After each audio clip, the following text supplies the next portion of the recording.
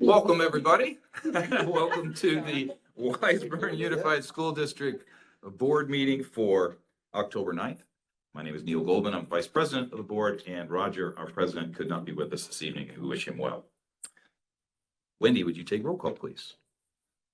Ms. Gaffey. Present. Ms. Legaspi. Present. Mr. Martinez. Here. Present.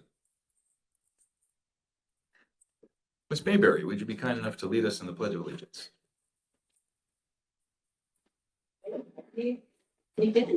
I pledge allegiance to the flag of the United States of America and to the republic for which it stands, one nation, under God, indivisible, with liberty and justice for all.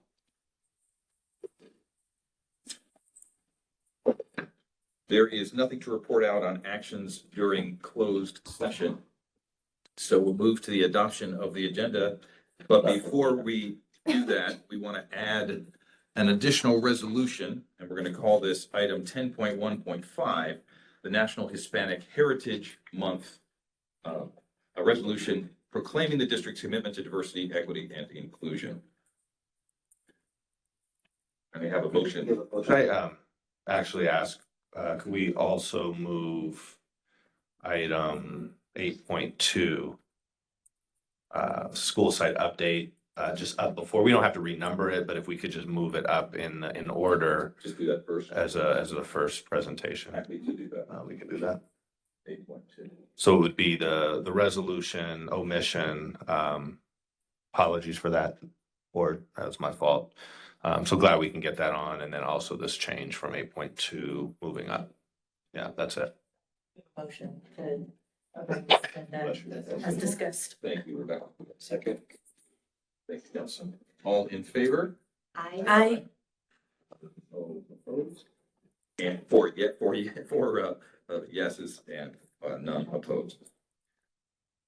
We now move to from the public, comments from the public on agenda items that are not on the agenda. And Wendy, these are for those two items? I mean, these two are for that item, not on the agenda? You want me to come up now? It's not on the agenda, what you're going to speak about. Right. Yes. Okay, great. Ms. Rodriguez, Come up. please come up. Tell us your name, your affiliation, and by board bylaw, you have 3 minutes, and I think there's a timer there if it's green, and welcome. Thank you. So I'm going to use the 3 minutes, and the rest of the time, Mrs. Zerble is going to finish my statement. Thank you. Good evening, members, board members. My name is Maria Rodriguez. I'm a kindergarten teacher at Holly Glen School. I want to address you tonight because I have a recurring concern about our district's social studies curriculum. I want to make 3 points. Number one, the last time the district adopted and purchased a social studies curriculum was around 2007 with a TAH grant. This was 18 years ago. Our curriculum is no longer relevant today. Number two, this week, Holly Glen received a visit from LACO as we had a Williams Act audit. Teachers were not concerned about having the materials for language arts, math, science, or writing. However, a few teachers expressed concern about the social studies curriculum. One veteran teacher asked where she could get more textbooks because she only had 17, which means that since she has been teaching at her school, she has not used her social studies textbooks because she has never had a class set. She was referred to our librarian to fulfill her need. In kindergarten, we were concerned about what we were going to be asked to show because we do not have textbooks. We asked if we could show our big flip chart. However, not all kindergarten teachers had the flip chart. When the auditor came to my room, she did ask about social studies curriculum. So I showed her the flip chart. She asked if I had practice books, which I answered no. She also asked if I had scholastic newspapers, and that confused me. I said yes, but scholastic newspapers are a supplement that is paid by PTA or teachers, not by the school district. Our school is now set to get the same audit another 2 years. We did pass the Williams Act audit, but it was a little dicey. Before the audit, we were told that we are in compliance with social studies, but I just don't see how if there were new TK classes without materials. Also, kindergarten teachers are being asked if we all have this flip chart. I think that the intention is to buy this chart for the teachers who do not have it. That means that some of us will get a new flip chart and the rest will keep this old one. The district should really make an effort to adopt a new curriculum. The last point will be said by Mrs. Zerbal. Thank you. Hi, Dee Dee Zerbal, coming to you today as a kindergarten teacher and colleague of Mrs. Rodriguez. My last point is the most important one. My child, Luz Davalos, is a third grader at Aviation School. For the past couple of years, she has received very little social studies instruction. This is 100% not on the teachers. When Holly Glen went from an early bird, late bird program to an all-day school, we were told that the longer day would give the teachers more instructional minutes. But then we were given block schedule with long language arts and math instructional minute blocks. We also have daily win time, which is a time when the teachers were told that they could not introduce new curriculum. Once you add the specials like PE, STEAM, library, and music, teachers only have 30 minutes a week to dedicate to social studies or science. This is my third child in Wiseburn. The older two had social studies projects like family trees, national landmarks projects, and their life timelines. But the third child did not do any of these projects, nor did the work at Open House reflect social studies work. Wiseburn students need new curriculum and teachers need time allotted to teach it. Social studies teaches the children how to be good citizens, positive behavior, multiculturalism, patriotism, history, and how rules are made. So many of the concerns we have today with behavior, emotional intelligence, and adding multiculturalism can be addressed with a robust social studies program because it has always been part of social studies standards. Thank you. Thank you very much.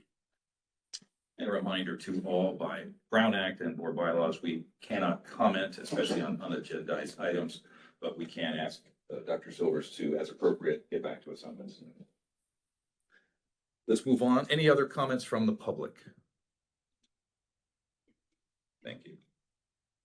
Dr. Silvers will move to item 8.2 and special presentation. Maggie, I don't know if you wanted to say anything. I'm happy to tee it off. Did you have anything you were compelled to say, or do you want me to just do it?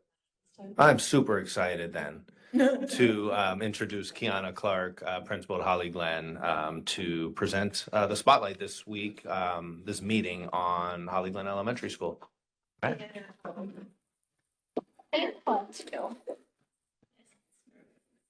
All right. Thank you to the board for having me here.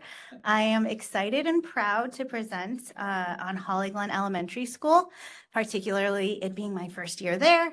And I just really want to highlight the good work and also our next steps in continuing that. It worked.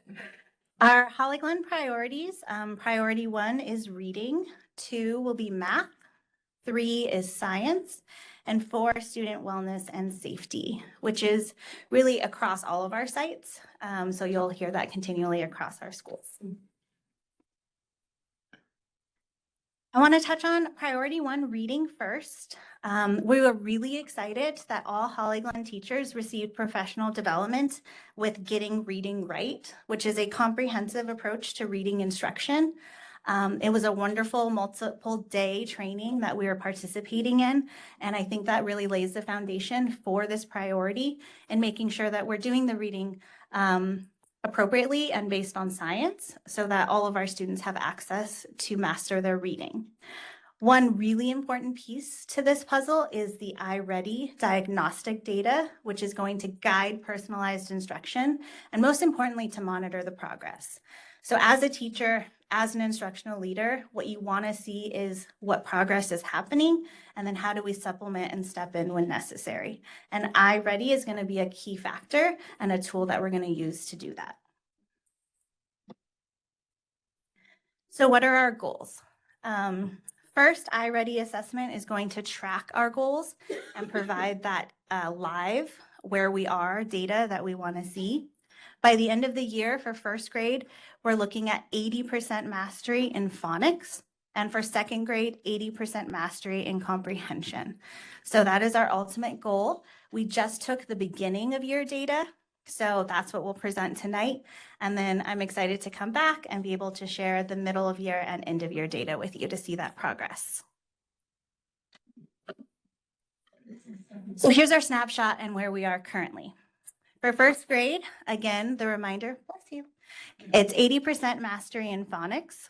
For tier 1, we have 27% of our first graders mid or above grade level. Those are those 2 green bands on there. Tier 2 is the yellow. We have 64%, 1 grade level below. And tier 3, we have 8% that are 2 grade levels below. Again, this is capturing where we currently are, and we have to know where we are so that we can plan and strategize how to go up. What will that need to look like to reach the 80% goal? Like instructionally. I mean, like colors. Do we have to 80% green? I'm not sure. I'm not. Yes. Yes, we will want 80% in the green. For second grade, with our 80% mastery comprehension, if you're following that arrow, if we're combining all the green for tier 1, 39% are mid or above. Tier 2, 41% in the yellow are 1 grade level below. And then tier 3 is 20%, 2 grade levels below. Again, currently where we stand. The beginning, yes. For math, our priority again is that iReady diagnostic data. The key word here is to guide personalized instruction instead of always just teaching your lesson to all students, really targeting down their needs and specific standards to work on. We're going to continue, we have continued work with our math specialists during our teacher collaboration time and doing coaching cycles. So I'm really happy that our math specialist has been really available for teachers. I want to do a special shout out to our new teachers who have leaned into this resource and have invited her into the classroom multiple times to see them teach and are interested in seeing others teach. And so that's a good strategy and pattern that we're establishing with our new teachers that we want to continue. By the end of the year for math, we're looking at first grade is going to be 80% mastery in number and operations, and second grade 80% mastery in algebra and algebraic thinking. So those are those targets that we will continue to work towards throughout the year. First grade, 80% numbers and operations. We are at tier 1 with 23% mid or above in the green. For tier 2 for yellow, 67%, 1 grade level below. And tier 3 in the red, 11%, 2 grade levels below. For second grade in algebra and algebraic thinking, tier 1 is 44%, mid or above grade level in green. Tier 2 is 48%, 1 grade level below in yellow. And tier 3 is 8%, 2 grade levels below. I know most of us are nervous about how we would do on this, so just. I brought a math problem. No, I'm joking. I do have a question though. I know this is a new tool, but do we know how this compares to what we were getting from like the previous tools that we were using in terms of showing student readiness? Because I'm like, shoot for the moon, land among the stars, but like it makes me a little nervous to try to get to 80%. It seems like a big bar. Great. Love the love the goals. But I'm just curious if we know what these numbers look like on the pre, or just how, or what did we look like before we were using this tool? So the 80% was something that was made by Ms. Clark and her goals for the school site. So that was determined by her. this is like a real, our numbers, while it says the tier 2 is at 48%, is pretty awesome. Because remember, the kids took this the first week of school. So they really were kindergarten, like they're one day out of kindergarten, the second day of first grade. And so that is not an uncommon thing. We expect almost that 48% to move on over into that green tier 1 section. And this highly aligns even closer, like more closely than the STAR assessment with future CAST scores. Thanks for clarifying. Yeah. And I think this gives more, iReady gives more information that you can drill in specifically, and then plus resources that are given to the teachers that go along with it. But I think that, yeah, there is just a lot more information there with iReady than STAR. And that'll be a little bit tied into the next steps too, and tools. A quick follow-up, and maybe this is in that next step that you're gonna talk about, Deanna, is if the first graders at the end of this year meet the 80% goal, would we anticipate then next year when we're looking at the second graders, that tier 1, that would be a higher number? Would it translate that correctly almost, or not? I mean, it's not necessarily. It's not apples to apples. Because they're gonna be Yeah. on grade level for that grade. Okay. And so then they're already assessing at that next grade level. So we've said, yeah, they've done first grade really well, but we're still finding out where they're at in second grade. So we expect our results to probably look similar to this, unless we're making shifts in our instructional practices that could bump that up even higher for next year. We don't quite know that yet, just because it's our baseline year, and so we'll know better like next year at this time Right, after we've administered it. Super excited. Yeah. Our priority 1 reading goals for second grade. That we just did. That's weird. Sorry. Priority 3 for science, continued hands-on learning and application of science concepts in our STEAM lab, and practice of collaborative and communicative skills. We understand as we prepare our youngest learners for whatever workforce they will go into, so much of that will include the collaborative and communicative piece. And so that oftentimes we see happening in the STEAM lab, and even through those pictures of the collaborative work happening. For student wellness and safety, we have monthly meetings dedicated to student wellness and safety. We are continuing to review capturing kids' hearts data and discipline data, looking at our progress areas that we need to improve on. We have beginning of year, middle of year, end of year survey data for staff and families. So it's not enough for us to feel like we are doing good work and seeing that improvement. We really need the feedback from our families and our staff to say what are areas of growth that we still want to target. And then we have Cub Cash at Holly Glen to recognize and encourage a positive behavior. And we're really trying to make sure all staff are part of this, from instructional aides, playground aides. I carry it around in my fanny pack all day, but the more we recognize and we call out the good work, it just creates more model students for everyone to duplicate that. Those replace Cub cards? Yes, it's Cub Cash now. I don't know. I think there was confusion with kids with the card, but they know what cash is. They know they want to spend the cash. The other schools use like Bulldog Bucks and Yes, yeah, and whatever, something, yeah. yes, we're in line. They do at the store. We do. Holly Glen's next steps, continue data dives using iReady data and our TCT time strategically. One thing that we really are focusing on is our teachers monitoring the MyPath, which is individualized learning paths for students based on their iReady data. And so it is putting them on a path that is having them practice those really targeted standards, particularly those essential standards that we know are the building blocks to master and then take into the next grade level. The intentional use of win time based on data. I know win time is a really special time in the schedule where, and I'm grateful that we have it built into the schedule. And instead of a teacher having to try to figure out what do I do in win time, iReady gives you specific standards and will group your students based on those standards and even have lesson plans attached to it. And so again, we're really trying to nail down and be very intentional with our time. So we're maximizing the 30 minutes that we have of win time. I'm really lucky and fortunate that we have a wonderful partnership with iReady. They actually came and sat with me for an hour to go through the data one-on-one and brings food. So, but that's also how we looked at kind of data across like state and trying to figure out what is the goal.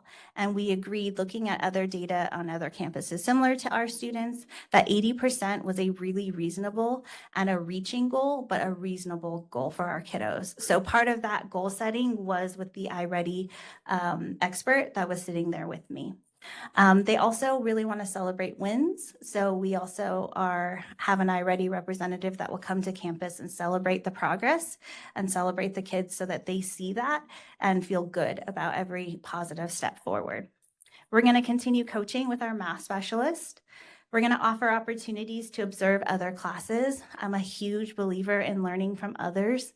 I, as a teacher, had that benefit of seeing other teachers and having them come observe me.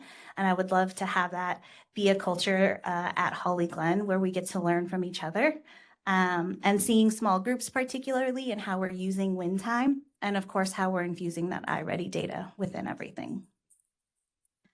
And that is all. Thank you. Thank you. Comment from the board? Let me just say how thrilled I am to see us embracing data. There's two things that's happening in society, in our world: greater individualization and personalization, driven by greater data. This is in business, this is in life. We should be doing it in our schools. We're doing it. It's also incredibly exciting to see that we did this survey a week ago, 2 weeks ago, and we're seeing the results already. That used to be months before we'd see results, so that's pretty exciting. And the fact that this is iterative and we're going to do this again, I think the next trimester. 3 times, yeah. Yeah, 3 middle, times. Middle and end of year. Yeah, and super exciting Yeah. to see. And I love the ambition on the goal, and we're learning. So if we don't make it, we're going to do our darndest to make it, but if we don't, we learn. And now we set goals that are based on data. So well done.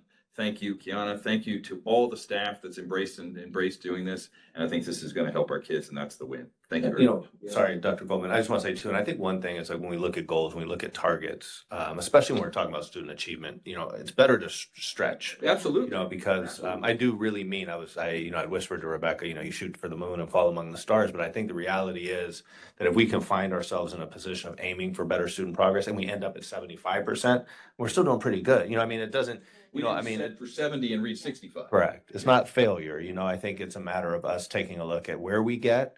I agree. It's baseline data.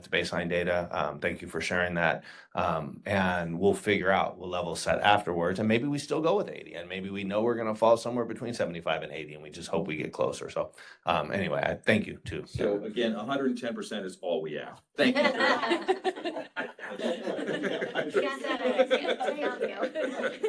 Thank you. Neil's gonna very take a much. math refresher.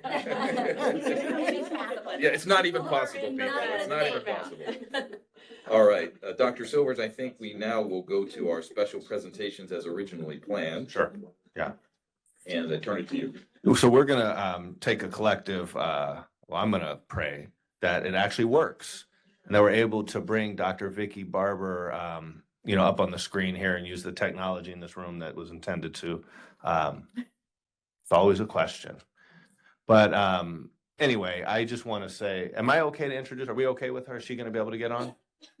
Should be moving up. She's moving over. Okay, good.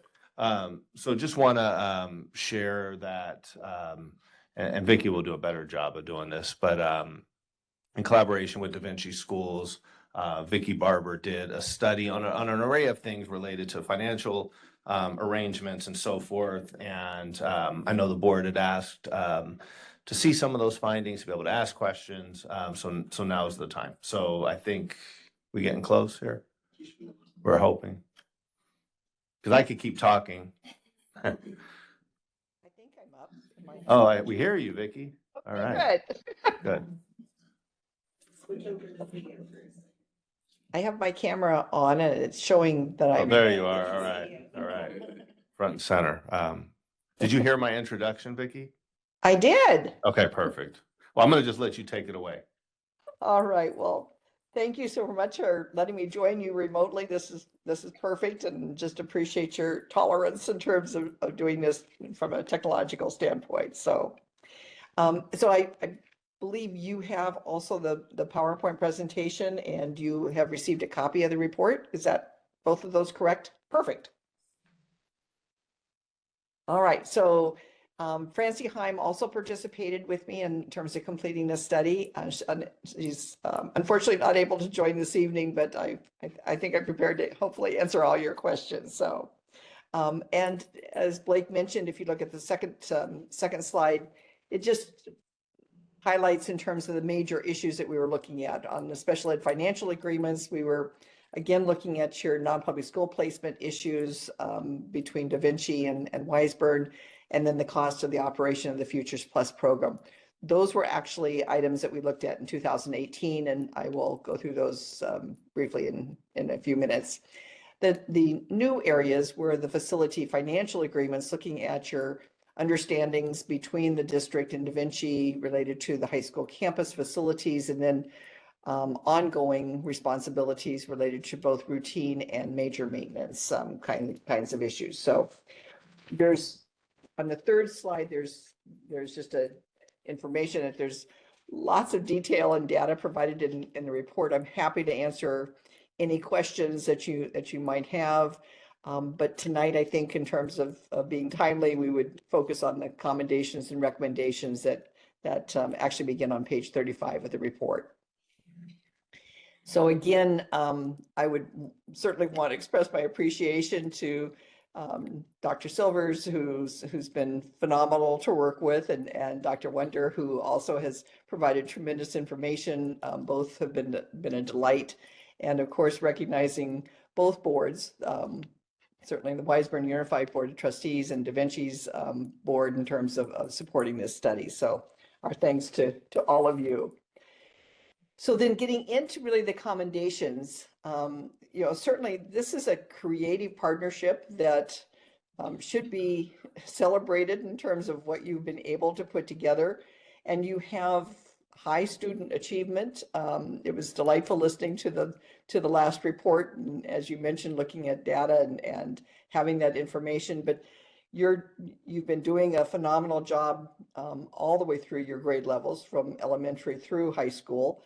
And Da Vinci should certainly be proud of their graduation requirements and doing the A to G requirements, and having more than twice as many students completing those as compared to the statewide average. And Weisburn, your strong student programs and sustainable fiscal solvency is certainly to be celebrated and recognized. Probably most in terms of looking at the facilities issue, being able to procure over $150 million for the high school campus that together you were able to do is an incredible accomplishment. And so those outstanding efforts and the innovations that you've shown in terms of resolving issues over time is certainly to be highlighted, and just wanted to make sure that we put that into perspective in terms of the time that you all have spent to make that happen. So having a great deal of pride, and on the next slide, just recognizing those educational programs and sustainable fiscal solvency, that's not easy. And as I mentioned, procuring the amount of funds that you were able to do to build a high school from a wide variety of sources. So talking for a moment then specifically about Weisburn, when you started, on the next slide, when this whole joint effort began, you assumed greater fiscal responsibility in order to protect Da Vinci. They were a fledgling charter program, so the agreements that were pulled together at that point in time, you really stepped up and took a position in terms of recognizing that and taking some responsibilities that you may not need to continue to assume. And from a standpoint of just looking at education code and ethical kinds of issues, we would recommend that you relook at some of those. Wiseburn also, you guys went out for a local bond, were successful, you used developer fees, you used state, you actually even were able to procure some city funds in terms of making this, that dream of having a high school campus within Wiseburn to become a reality. And you've continued to support Da Vinci, recognizing, first of all, in terms of the administrative fee, you know that you're charging a 1% oversight fee. Code would allow you to go up to a 3% when you're providing facilities, and so that would certainly be applicable in this case. You've provided facilities for the Da Vinci Connect program at below market value, and so either providing facilities rent-free or below market value is an ongoing contribution that you've made. And at the same time, in the new high school campus that was built, you've been paying for essentially that's the space that you're utilizing, which may be in recognition of the cost of utilities and the kinds of space requirements that you're actually paying for. You've also contributed from a parcel tax and provided about $180,000 annually to support VAPA and athletics within the high school program. That would not be a requirement. That's something that you have done voluntarily. And then finally, in terms of allowing Da Vinci to totally utilize any rental income that they're realizing from use of the gym or ball fields, et cetera, that have been built. And according to Da Vinci, that would be equal to about $125,000 annually as to what they're realizing from the rent on those facilities. So then taking a look at Da Vinci and wanting to also celebrate the efforts that they made in joining with you to procure a state grant for the charter high school. And that was about 53 million that they were able to provide. That was done jointly with you. They couldn't have done it without you. On the other side, you couldn't have done it without them. So both entities should certainly be recognized. There, in 24-25, there was a recognition by Da Vinci that on the Futures Plus program, we wanted to take a look at actually moving that from Wiseburn to Da Vinci. So Da Vinci did agree. And I at least my understanding is that they did pay half of the unfunded cost for that program for 24-25. In the monies that were given from El Segundo and that the district has been repaying back to El Segundo for the pool, that was being paid totally by Wiseburn. There was an agreement that was reached at some point that Da Vinci had said they would pay or share those costs. That kind of slipped through the cracks, didn't happen. But Da Vinci, to their credit, recognized that agreement had been reached and has agreed to actually go back and to take responsibility for paying those. And that's something that they came forward with. It wasn't something that was discovered through our studies, or at least to my knowledge, it wasn't something that Wiseburn brought to their attention. It was something that they brought forward. And then they have ongoing plans, wanting to put money aside for doing technologies, safety kinds of plans, facilities, and athletics that they want to expand upon. And that's certainly to be commended that they're looking at wanting to do that. They have a goal of putting $20 million toward those efforts in the future. And that's, as I say, certainly commendable.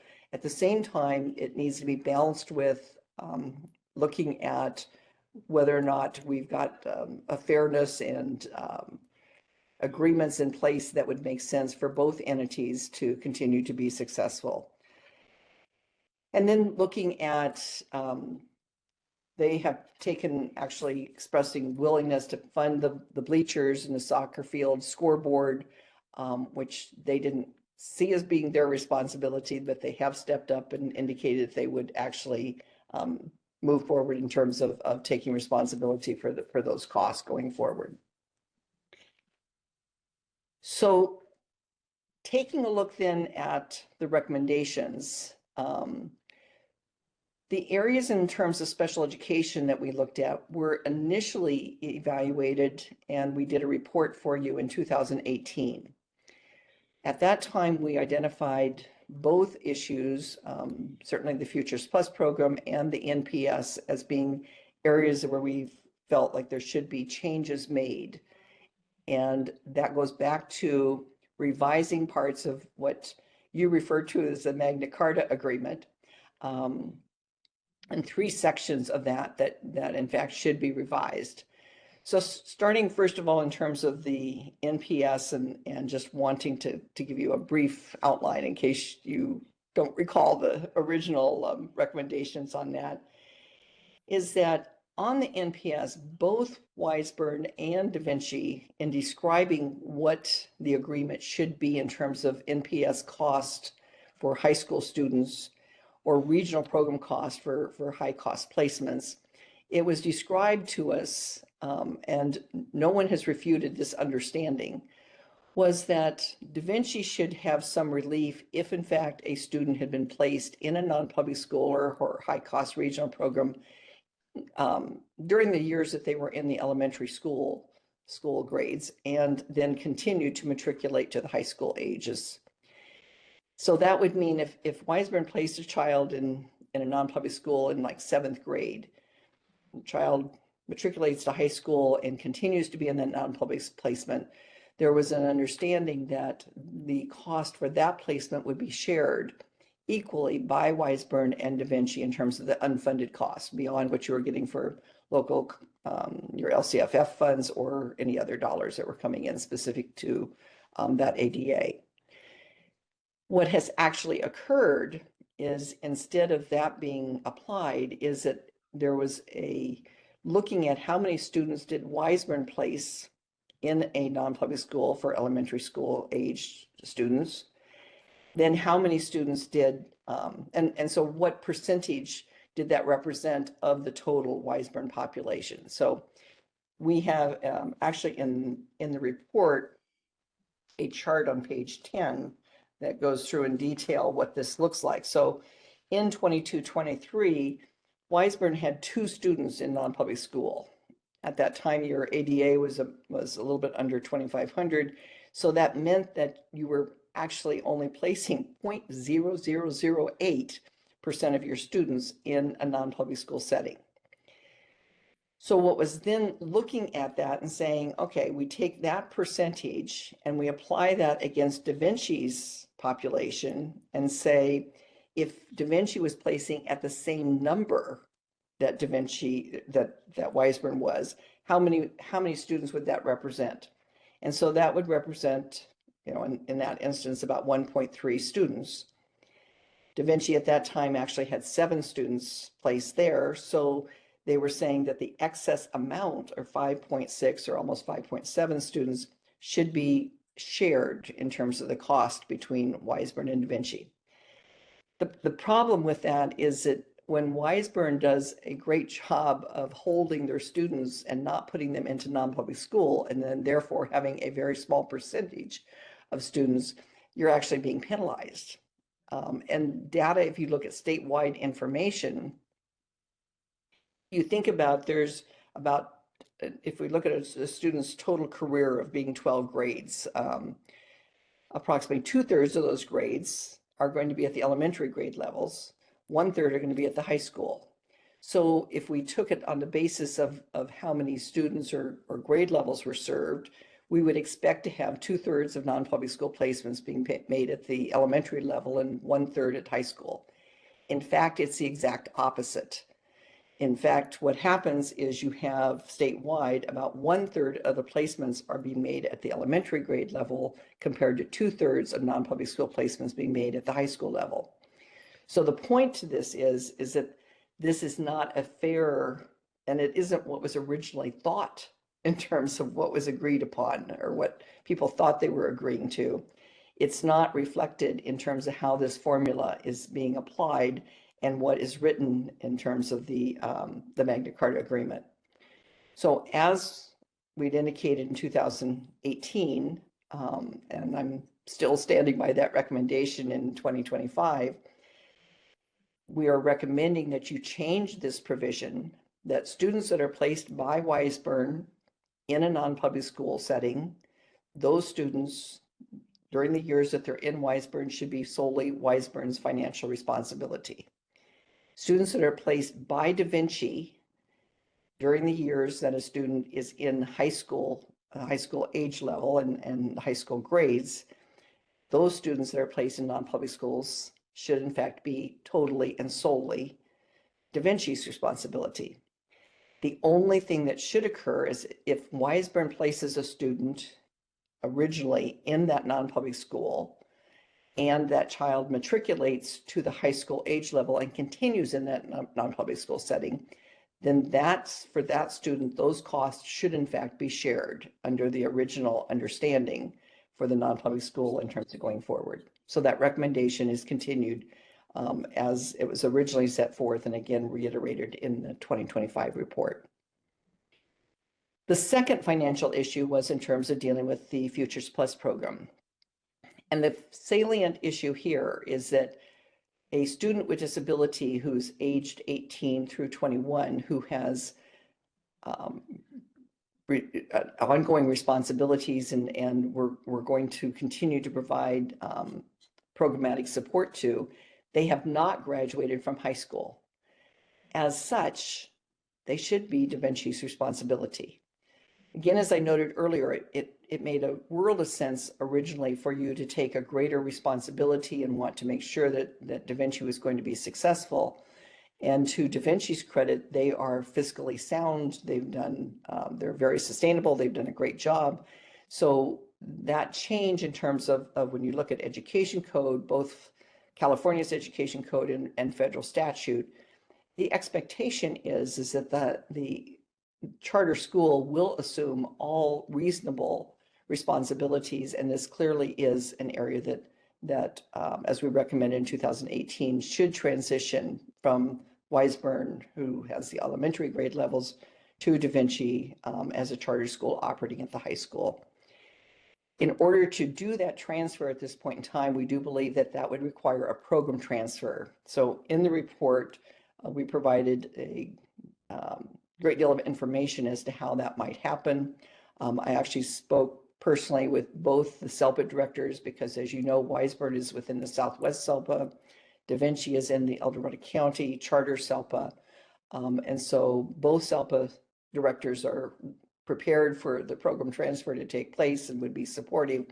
But that needs to be put into effect in terms of both entities being able to file that. And there certainly are some requirements in terms of timelines and meeting that in terms of working with parents, et cetera. But that recommendation, again, continues as we set forth originally.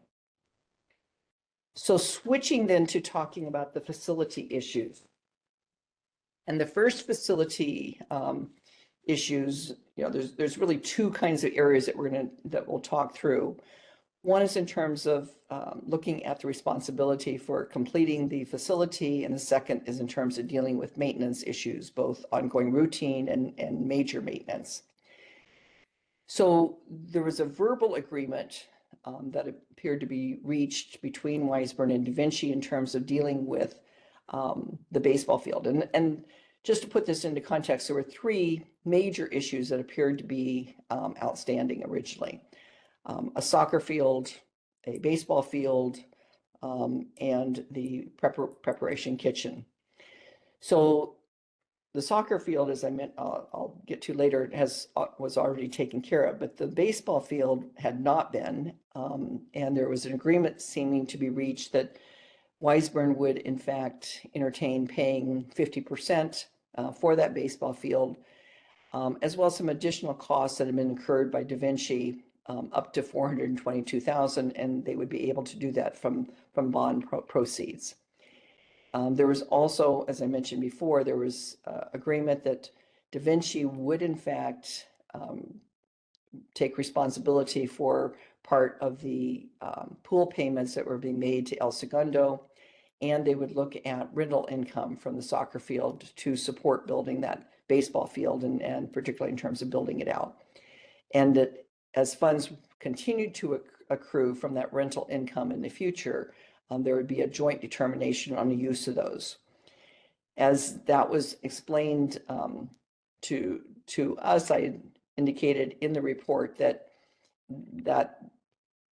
as a verbal agreement and trying to work that through, certainly kudos in terms of coming to an agreement. But I did recommend to you that, in fact, that should be, if we're going to look at this in a total, then those recommendations that were put forward earlier in terms of NPS and Futures Plus, which again came to you in 2018. And at the time, we heard from Da Vinci that they, at least conceptually, agreed with that. But clearly, no changes have taken place other than Da Vinci paying about 50% of the unfunded cost on the Futures Plus program last year, that the changes in terms of the NPS and Futures had not taken place yet. And so if you were going to come to this agreement on the baseball field and the additional costs, then tie this together and make that contingent upon the recommendations for the NPS and Futures Plus being put to bed and being implemented as recommended, and closing all the other financial matters that were related to facilities. So on the next slide, you see that we are aware that Wiseburn was able to complete the soccer field in 2024. You used, again, monies from the bond measure, and which is certainly commendable. But there were some other remaining facility issues that were described to us by Da Vinci. The prep kitchen was on the original discussion, but there were some other lesser kinds of issues: roof ducting, water coolers, boilers, cell phone enhancer, maintenance to the HVAC system, and an emergency radio responder were all things that were identified. So in the prior slide, when I mentioned that there should be closure in all financial matters, it's that list that I'm referring to, that should all have been put to bed, and that we are basically finished with that. So going forward in terms of looking at the issue in terms of what Da Vinci's perspective was. Da Vinci points to your facility use agreement that indicates that Wiseburn will fund all design, construction, and improvements on a high school facility. And that's would be very appropriate language. It's something we would see in terms of any time that you're working with another entity in a facility use. The issue here is that you generated from all sources about $153 million of a very large amount. You guys did a fabulous job in making that all happen. And there's been no question from any entity that I've ever had a conversation with that the funds were appropriately used for the high school facility. However, which is not unusual, the funds, as you go into a whole building project on school buildings, for one thing, the timeline always takes so much longer than we anticipate. So what happens, and certainly happened in the Wiseburn Da Vinci situation, is those funds were not adequate to fund all the facilities that were set forth in the original plans. And so you had three major things that were set aside. The prep kitchen was revised to a serving kitchen. The baseball field, the soccer field, bleachers, scoreboard, et cetera, were not able to be completed within that $153 million. And as I note on the next slide, that's not unusual. It's a common school construction issue that happens. Architects work with us in terms of when we're putting together those bid documents and having an estimate as to what we think they will cost, but it doesn't happen quickly. So whether it's inflation, whether it's change orders, it is not unusual to see, in terms of any kind of school building project, that we have these elaborate plans, but we may not be able to deliver on all parts of them. And that happened in this situation. In your facility use agreement, you actually have language that recognizes that contract modifications, fund disbursements, or other decisions may cause some changes. And so though Da Vinci points to and says, Weisburn, you have total responsibility and you're the only entity that has responsibility to do everything that was in those original plans. There actually was an understanding originally in the facility use agreement that that may not come to pass. There were change orders. There were change orders that Da Vinci requested. So those things magnified with inflation, and you were not able to get there, not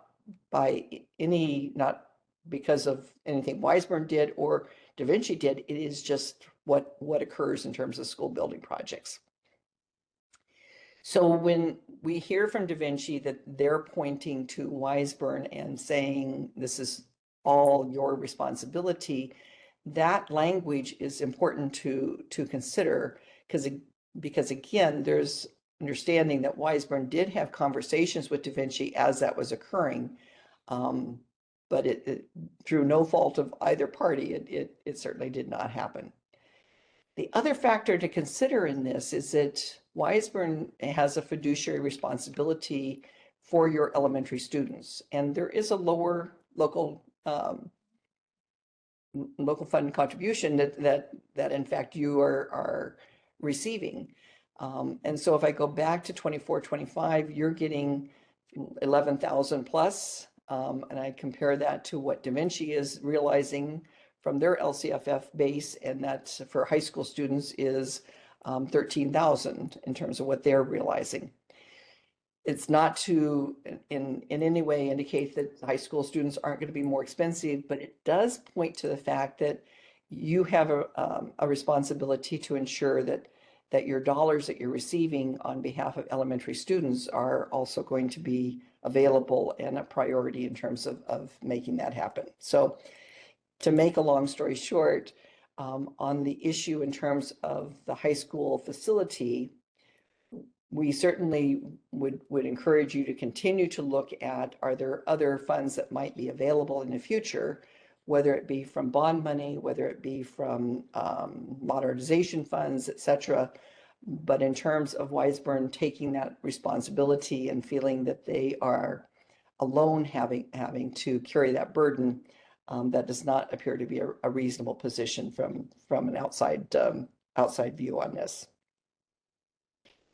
So then looking at the other piece of the facility issue was really a conversation in terms of looking at deferred maintenance. And deferred maintenance, we're looking in two forms. We're looking at it in terms of routine repair and maintenance, and then we're looking at major kinds of maintenance. So we're looking at it from the basis of how do we reach an agreement in the future in determining a reasonable level of support. There was an agreement that again was reached, at least verbally, that was explained to us, that Weisburn and Da Vinci had said they would in fact come together, share the cost for doing a plan, bringing in a consultant who would be able to help really put together a schedule for what the replacement plan should look like so that we could predict how long are roofs supposed to last, how long should HVAC systems, so looking at those major kinds of maintenance issues and when would we expect to have funds to be able to support them. So that would form the basis for then taking a look at what's a realistic level of support that's going to be needed in the future. So going forward in terms of looking at that, again, and going back to your facility use agreement, you have in place basically a quid pro quo where Weisburn said, well, we'll only charge a 1% oversight fee. And as you are aware, under Ed Code, you could go up to 3% because you're providing facilities. In exchange, Da Vinci, you will assume responsibility for full facility maintenance and deferred maintenance cost. Under Ed Code, when in fact we are looking at dollars that have come from the state, 3% is in fact what's required. The current agreement calls for 1% for major major kinds of maintenance issues and 2% for routine. We heard from Da Vinci that that the 2% for routine was actually putting them in a position that they were putting more funds aside than what were needed there. On the other side, 1% may not be adequate. So we did include a recommendation that in fact there should be flexibility, that the 3% it should be a firm figure that Da Vinci should be held to, but the difference between routine maintenance and major maintenance, that may be an area where you would provide some flexibility or some ability to be able to adjust that as was needed. So Da Vinci has asserted they think they should be responsible only for the routine maintenance, and Weisburn should step in and be responsible for major replacements. They had pointed to that Weisburn realizes some developer fees, they have access to bonds. In the report, we detailed out your developer fees are actually restricted uses and cannot be used for that purpose. And bonds, again, we would encourage you to look at that potentially in the future, but as you know, there's no guarantee that that's going to pass. So it doesn't make sense, or it doesn't appear reasonable that that responsibility would fall upon Weisburn when in fact you don't have a guarantee to be able to pass those bonds. So when you look at from a Weisburn's perspective, and the request that you take on major responsibility, the responsibility for any kind of major maintenance issues, Weisburn really doesn't have an income source. You're not realizing any rent. You can't use developer fees. The bond money that you have received has already been committed. And recall that in fact, the maintenance funds that districts or LEAs received previously were rolled into the local, the LCFF dollars, and that occurred in about 2013. So the high school, which actually receives a little bit more money from LCFF than you do, that money was rolled into that rate for them to be able to assume those responsibilities for maintenance. So we did look at and say, if Weisburn and Da Vinci were both interested in taking a new look at this issue, you may want to look at some changing in responsibilities to be able to generate income. So for example, you could entertain changing from a 1% administrative fee going to a 3% administrative fee, which would yield just in round figures about 600,000 more a year into Weisburn's budget. We're not suggesting that occur. We're just giving you as an option that if you were going to try to address this issue, you really have to come up with an income source of some sort. And again, if you were successful at passing a bond, that's actually within the agreement that that can be used, or if you were able to get modernization funds in the future, both of those would be factors that could help in terms of dealing with this issue. But from an outsider's perspective, it isn't something that you would want to permanently move to Weisburn's responsibility without some certainty in that area. So the last thing that we were asked to look at is Da Vinci came forward and asked us to review your language regarding governance. We indicated that was not part of the original scope of the study, but we would be happy to just do a cursory review. I did look at that, and you have options identified where you certainly could look at Weisburn has the authority to appoint one representative to the Da Vinci board. You could look at revising Weisburn's role in terms of participating in the process of Da Vinci going through reviewing board members. You could add some language in terms of saying that and will maintain the current process and procedures, But we would add language that we would not unreasonably withhold confirmation and publish any findings for any Da Vinci nominated candidate that was not going to be confirmed by Weisburn, or you could stay with the current model. So we did not make a recommendation. We simply identified what we thought some of the options might be. It's not an exhaustive list. It just was the areas that probably seemed most appropriate to articulate for you. So again, our thanks to you. I'm happy to take any questions. I appreciate having the opportunity to work with you and your administrative staff that have always been excellent, and it's just been a pleasure to be able to have the opportunity to work with you. Thank you, Dr. Barber. Any questions from the board? Yeah, I have one question, Vicki. Hi, it's Rebecca Surely. Hamburg. We met when I was a parent, not on the board, so Okay. it's been a while. Just on the question of going back to the verbal agreements on the baseball field and making those contingent on certain things, I just wanted to clarify with you, when you say that we should resolve all of the financial issues, do you mean that we should jointly resolve them, or that Weisburn should assume whatever the costs are for those? Like, what did you mean by resolve all of it? Oh, thank you for the question, because I need to be very clear. I'm not suggesting at all that Weisburn take more financial responsibility. What I'm suggesting is you all have continued to step up and to do the right thing from your perspective. You were able to actually make the soccer field become a reality. You've moved forward in terms of making the baseball field become a reality.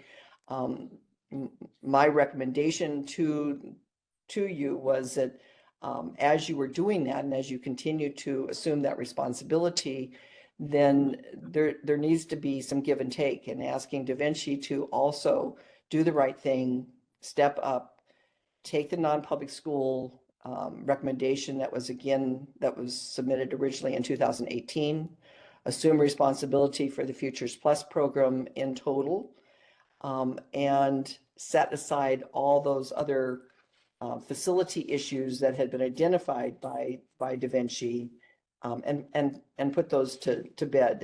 And that's listed in terms of the prep kitchen, the replacing the roof ducting, the water coolers, boilers, the cell phone enhancer, the HVAC system, and the emergency radio responder. That was the list that was identified by Da Vinci, because we had asked, is there anything else out there that we should know about it at this point in time?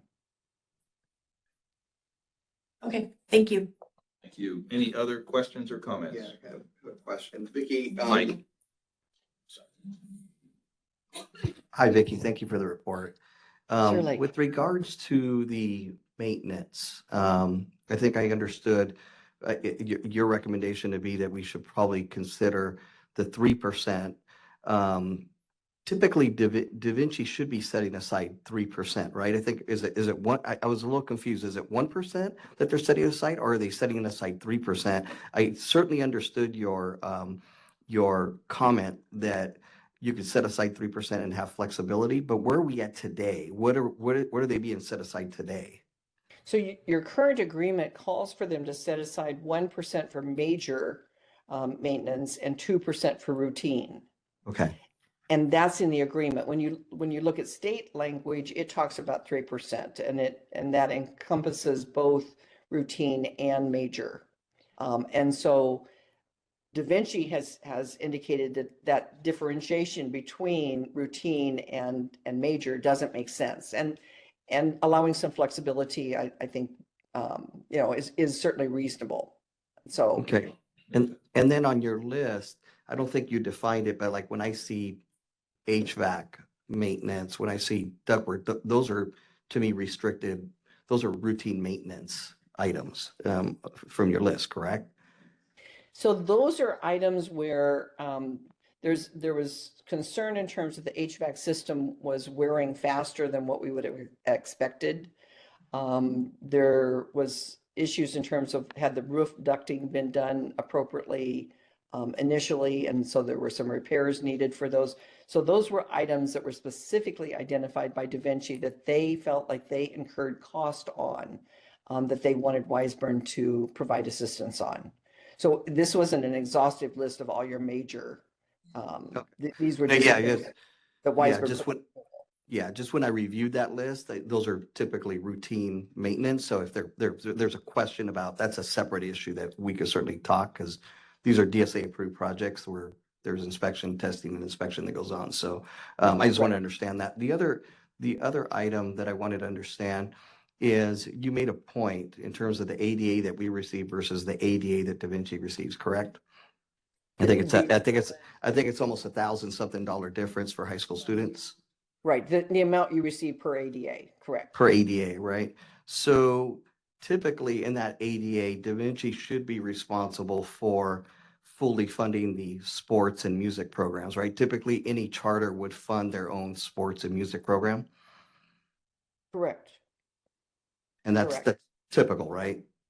Yeah, so that was, when I mean this truly as a commendation to you. You have taken monies from your parcel tax and provided that to Da Vinci to assist in athletics and visual and performing arts, which again is commendable. But you're correct in terms of that $13,000 figure generally is for everything that you would expect in terms of what we used to refer to as a revenue limit that now is an LCFF base. Yeah. The last question I have is, in your experience with charter schools across the state, across LA County, I've had the opportunity to work with some of the charter schools. Don't they usually typically bring their own financing when it comes to some of the improvements that they want to make and so forth?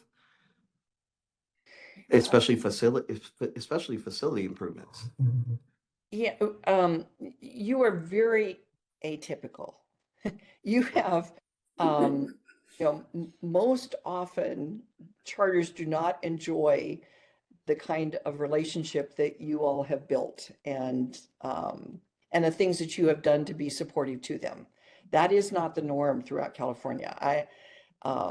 As you may recall, I actually was the county superintendent in El Dorado County and built the charter SELPA. So I've worked with charters all over the state, and we currently have over 450 charters that I still support with El Dorado County, even though I've retired as county superintendent.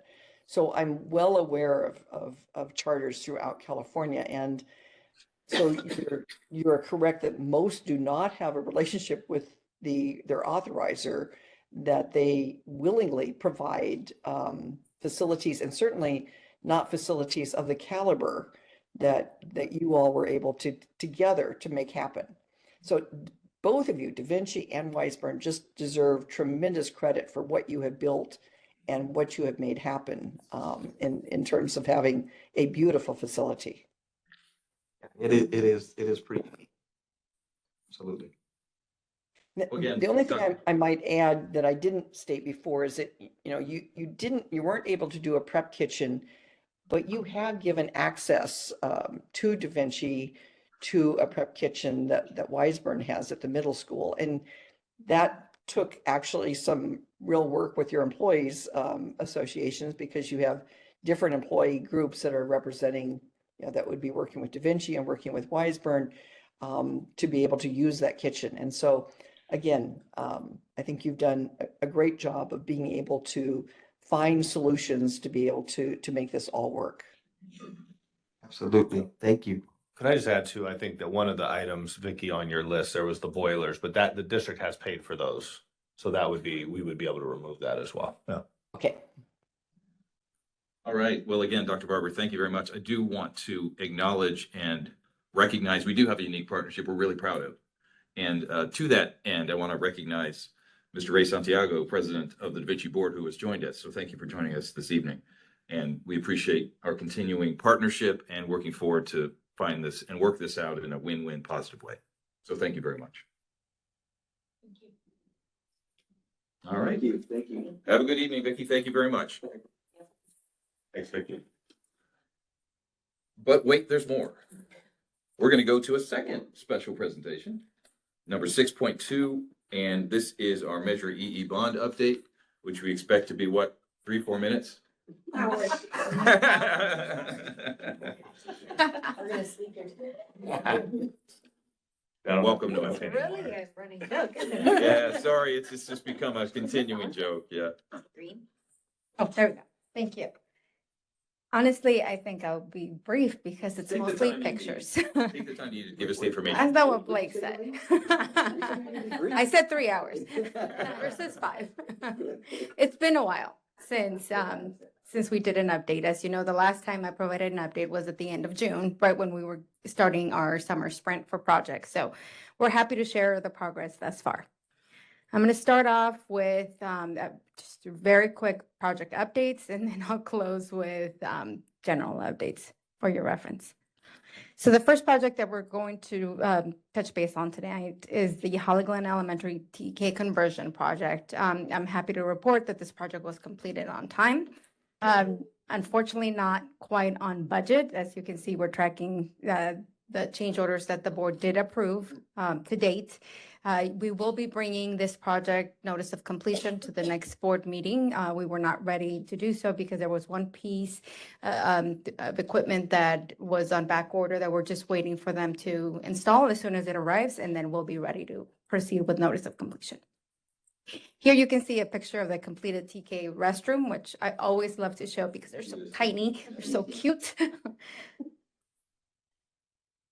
Okay, here's a picture of the classroom as we were nearing completion. As you can see, the back walls, there's still wires hanging there. That's where we were installing the equipment for the projectors and the 2 projectors that each classroom gets, as well as the whiteboards. You can see here, the classrooms are all split into 80% carpet, 20% luxury vinyl tile. Very spacious rooms. There's 4 TK classrooms in this building. 2 of the classrooms each share a staff workroom here. The picture to the right shows the area, the wet area for the TK students. It's very low cabinets. These are the cabinets that if you recall, that we ended up repurposing. We had taller ones, which we ended up installing as an island. You can see here in the workroom. So nothing was wasted. We were able to repurpose everything. Here's a completed classroom. As you can see, again, extremely spacious rooms. Here's a different angle. You can see now the 2 projectors on opposite walls. The intent of that is to allow learning and flexibility. That way, learning can happen pretty much anywhere in the room. Okay, any questions on Holly Glen TK? We'll move on to the TK playground, which also completed on time. We were able to turn it over by the start of school. Here you can see when we were getting the equipment being delivered, the footing, the layout for the footings of the post being marked on this picture. If you recall, this was a tiny playground. For some reason, I had a before picture and for some reason, was unable to retrieve it, but it was tiny. And as you can see now, this gives you a great idea, perspective of the new size. Here's the equipment going in. And the equipment completely in, as well as the rubber surface. This is a pour-in-place rubber surface. You can see the shade structure over the majority of the playground, which is great for the little ones. And here is another angle. You can see the rest of the equipment as well as their little playhouse that was installed as part of this project. Okay, so going very fast. Moving on to our next project, SLC relocation. This is the gift that keeps on giving. It's our favorite project right now. As you know, there was a delay in starting this project. We were initially looking at starting the project in May, then it got pushed to really middle of June, June 18th to be exact, because we kept receiving delays in obtaining DSA approval. DSA also required for us to replace the wood foundation with a concrete foundation. So you will see that. We are currently tracking one change order in the amount of $147,000 that was board approved at the last, a couple board meetings ago. We do have another change order that's coming. that you will see at the next board meeting. It's around something $1,000. We're still negotiating some of those fees, but it's in the works. There are a few more that are also coming. Like I said, this project just keeps on giving. We encountered a lot. Now that we had to actually place it on a concrete foundation, we encountered some issues with the soil. It's expansive soil, but it's a lot spongier than I have or any of the geotechnical engineers have ever seen it. It was almost a trampoline. So normally it's just wet and you can see that it's wet, and or even press it, you can see water coming out. In this particular case, it was literally like standing on a trampoline. You would be able to do that. That change order alone to address the area where the 60 by 40 portable, that was going to be a change order in the amount of $90,000. By waiting a few weeks to proceed with that, we spread out, we used our construction zone, we were able to spread out the soil, let it dry, and then put it back, test it. It's fine now. And the geotechnical engineer and the soils engineer both gave us direction to proceed, and we were able to save the $90,000. So we're always constantly looking for ways to save money. It did extend our schedule a bit, but in this particular case, we have so many other change orders that we cannot avoid that we have to give and take. And right now, the ESLC program is split between the middle school, Weisberg Middle School, and Da Vinci, and the program is working fine. So. To Vicky's point, this is what happens. Exactly. So the project right now is, and here's an aerial of the original plan. As you can see, we're essentially taking up the entire area in red still. Here you can see the area where we were saw cutting for the 60 by 40 portable. That's the footprint to the left. The picture to the right, when we were getting ready to, we were starting to frame for the concrete foundation. Now, these pictures don't do it justice. That area is quite large. As you may recall, we had 2 portables and a restroom building that came from the former SLC site at 135th and Aviation. Here you can see the portables being transported and staged. We had to stage them for a while, for about a month and a half while the foundation was being dug. We had to remove them from the former SLC site to avoid any delays to the sports complex. So it was creating a domino effect, unfortunately. Here you can see once the foundation was ready, the picture to the right shows the foundation, the stem wall completely ready to go. The portables being craned in section by section. Every section's 12 by 40, and they were craned in over an 8-hour period on a Saturday. Here is a picture of the interior of the portable. This is the classroom. It's hard to take a picture from both angles, but this is the 60 by 40, so it's slightly larger. The picture to the left will be the future apartment side of the life skills program. It'll have the kitchen, the washer dryer, the oven, all of that good stuff, as well as the restroom, that small area that you can see along the back. That's the restroom for the students. That would be Futures Plus, correct? Correct. And then the picture to the right, I'm taking the picture from, if you can picture the restroom area, but I can see through. So that area to the front will be the instructional classroom side of the space. Now we have, this is about 2 weeks old. We have since started closing up drywall. All the rough-ins have already gone in. So we're getting ready to start closing up, taping, mudding. And once we do that, it just goes a lot faster. So this is what it currently looks like. We had another issue. We found the exact same issue with the soil.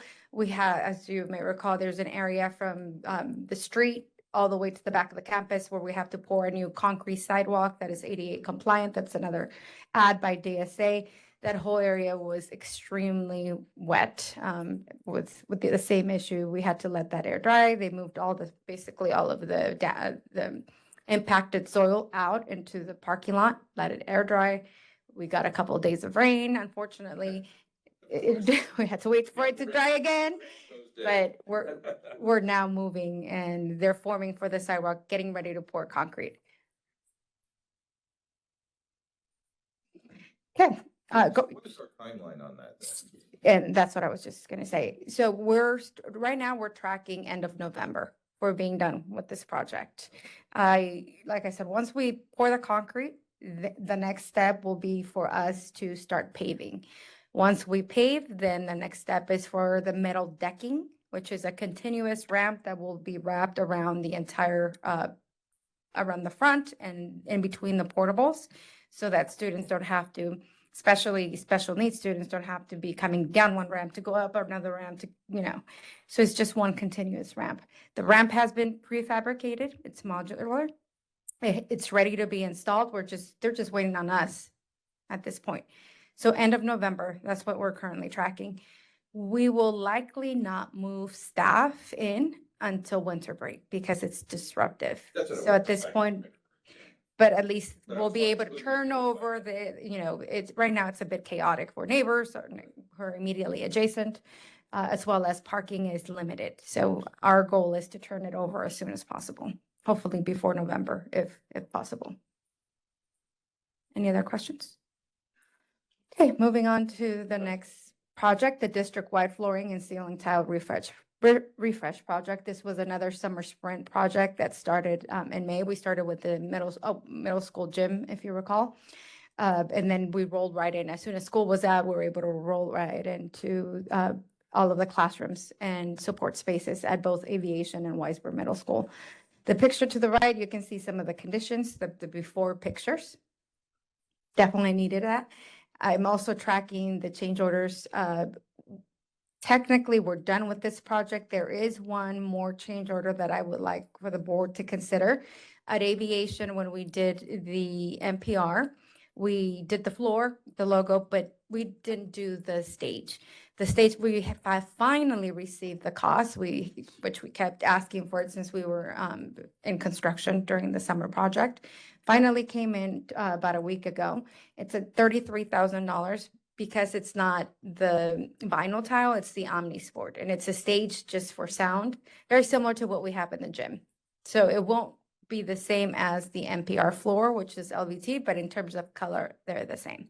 And it'll have the same logo. So if the We board, clearly have mismatched logos going on right there. So that's really problematic. and you'll see it. So technically, that would be the last change order under Aviation, and which we would bring at the next board meeting for consideration. And then we're closing this project out. That's the aviation, the stage that goes. You'll see it. Yeah, I have a picture. But since we're talking about change orders, that's why I brought it up. Here are some of the progress pictures you can see when demolition was underway. Once they actually cleaned the floor and they were starting to float it, you can see there were some areas that were not necessarily leveled. So that's part of the full floor prep. They float it to make sure with concrete, with a light layer of concrete. You could see the ceiling tiles here. Also, this is part of the project. All ceiling tiles were demolished. Here's another picture of the existing conditions of the carpet. And this is what the final product looked like. The ceilings look beautiful. The carpets also look great. They're ceiling, not ceiling, I'm sorry. They're carpet tiles, making it easy for us to replace if something gets damaged. We have some attic stock. You can see the small areas of luxury vinyl tile along the wet areas. Here's a different angle. And here we have Aviation. Same thing, ceiling tiles complete. Their vinyl area is slightly different because their wet area is slightly larger. Here you can see some of the completed classrooms once the furniture went in. And here's the gym. And again, this is OmniSport. So as part of this project, we service the bleachers at the same time, just to make sure that I don't believe they had received maintenance in a couple of years. So it was important to do it at this time. Here you can see, well, it has to be contracted out. It's a company that comes in. Here you can see a wide angle to be able to see the entire striping as well as the middle school logo. We did have some issues during the installation. They had to come back, redo some stuff, but now everything has been signed off and everyone's happy.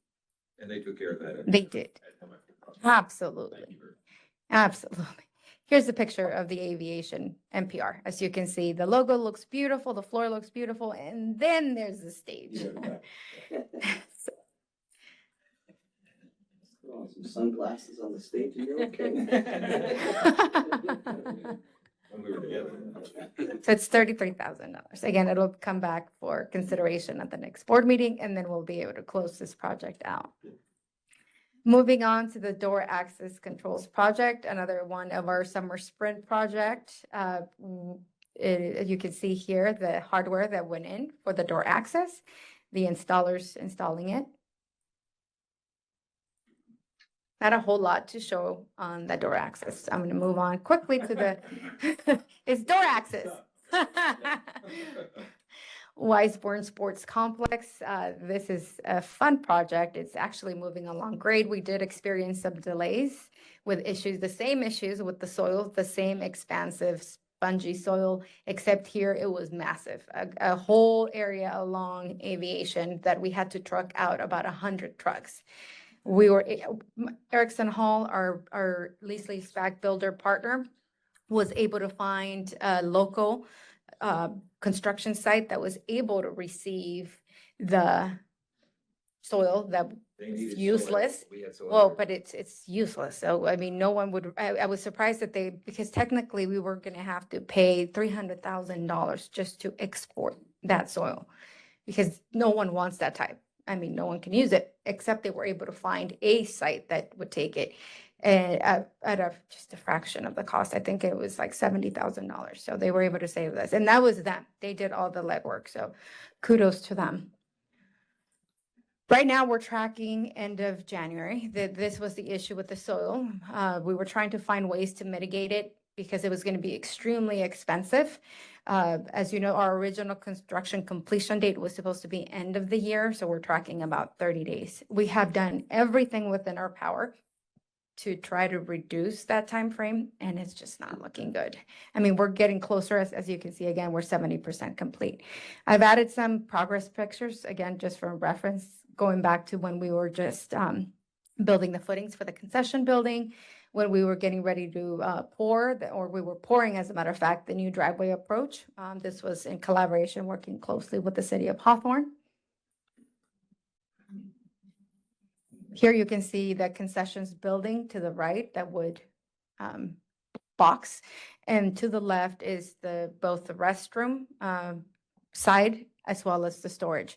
So there's two gang restrooms, one side for boys, one side for girls, as well as a large storage area with a roll-up garage door. That way they can drive in equipment as well.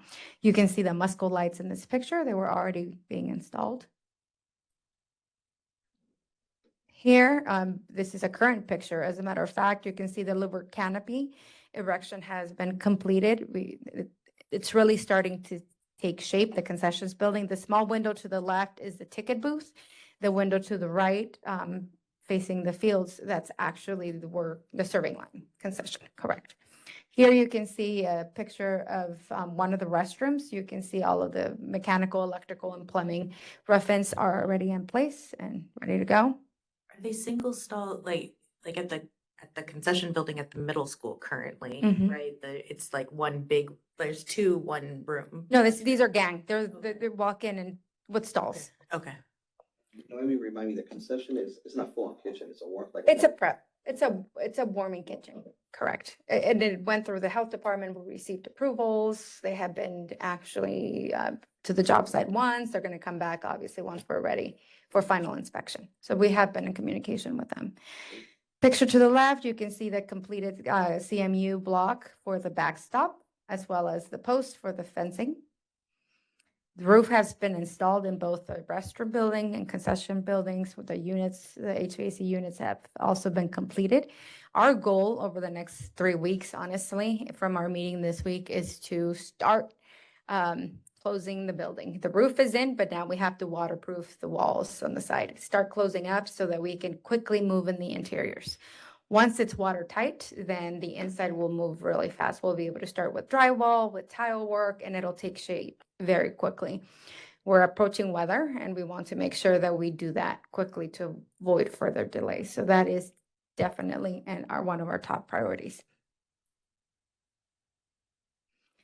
The digital post the posts for the digital displays have arrived. They're being installed. The posts for the marquees, the scoreboards, have also arrived. So they're also being installed. You can see the concrete flat work where the ribbon bench. There's going to be a concrete prefabricated ribbon bench that follows that same shape that will be installed, as well as landscaping in that area. You're telling me to go faster, Blake? No, I was not seeing it, Okay, but you could go faster. I'm almost done. Give me a break.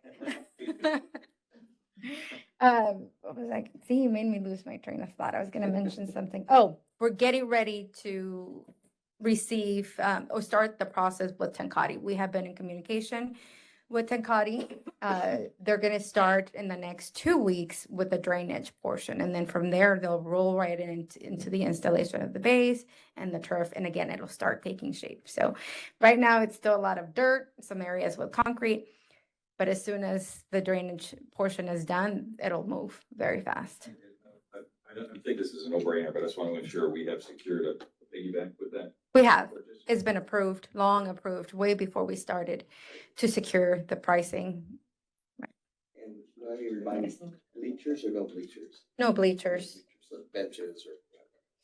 The thought is that there's a lot of open areas and this entire sports complex is very flexible. So you can run multi-sports. You can have parents bring their lawn chairs to sit down, a blanket. We can also purchase via furniture, fixtures, and equipment, some portable bleachers, but definitely not built in, just to allow for that flexibility. Okay, moving on Can I to, just, yes. I think Nelson, one of the things, when we designed it, I don't know if you, originally, we had a lot more segmented space where, but part of the design, if you go back to the actual like overview there, you had it. No, not that one. It was the actual rendering. Didn't you bring that up? Oh, No, I don't have it. oh, that was the other field. Sorry. So part of it was trying to create a space where you're not relegated to the softball field or the baseball field if you didn't need to be. So putting bleachers became a little bit, it would have just caused, it would have lessened some of that flexibility. So we wanted to just keep it open. So you could practice soccer basically on the baseball field. Right. If you need, if Mhm. you needed to. And that's something, like I said, we can fix with furniture. Yeah. Okay, moving on to Del Baseball Field. As you know, this project was done in 2 phases. The first phase was completion of the lunch area for Da Vinci Connect. That involved the area in brown, which was the decomposed granite, the relocation of tables and trees. That had to be done quickly, and we did that fairly quickly. I believe it was only about a month, and we turned it over, which then triggered phase 2, which was the demolition of the field and the rest of the project. The project started on May 1st, and we are technically supposed to be done with this project, including the maintenance period, on October 12th. As you know, we've had some issues with the landscaper, Marina. They're the sub to Corner Keystone. They have been very responsive, though. We meet on a weekly basis every Monday at 8:30 on site. We walk it, we review progress. They did ask, the field is definitely looking a lot better.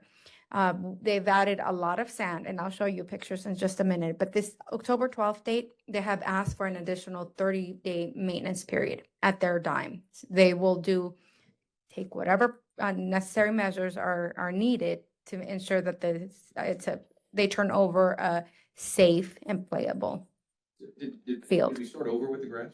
We didn't. So that was one of the considerations. Do we want to have them remove everything, or is there a way to fix it? And in talking to turf experts, or we engaged PBK, even though we don't have an architect, but they have a whole landscaping division within their company.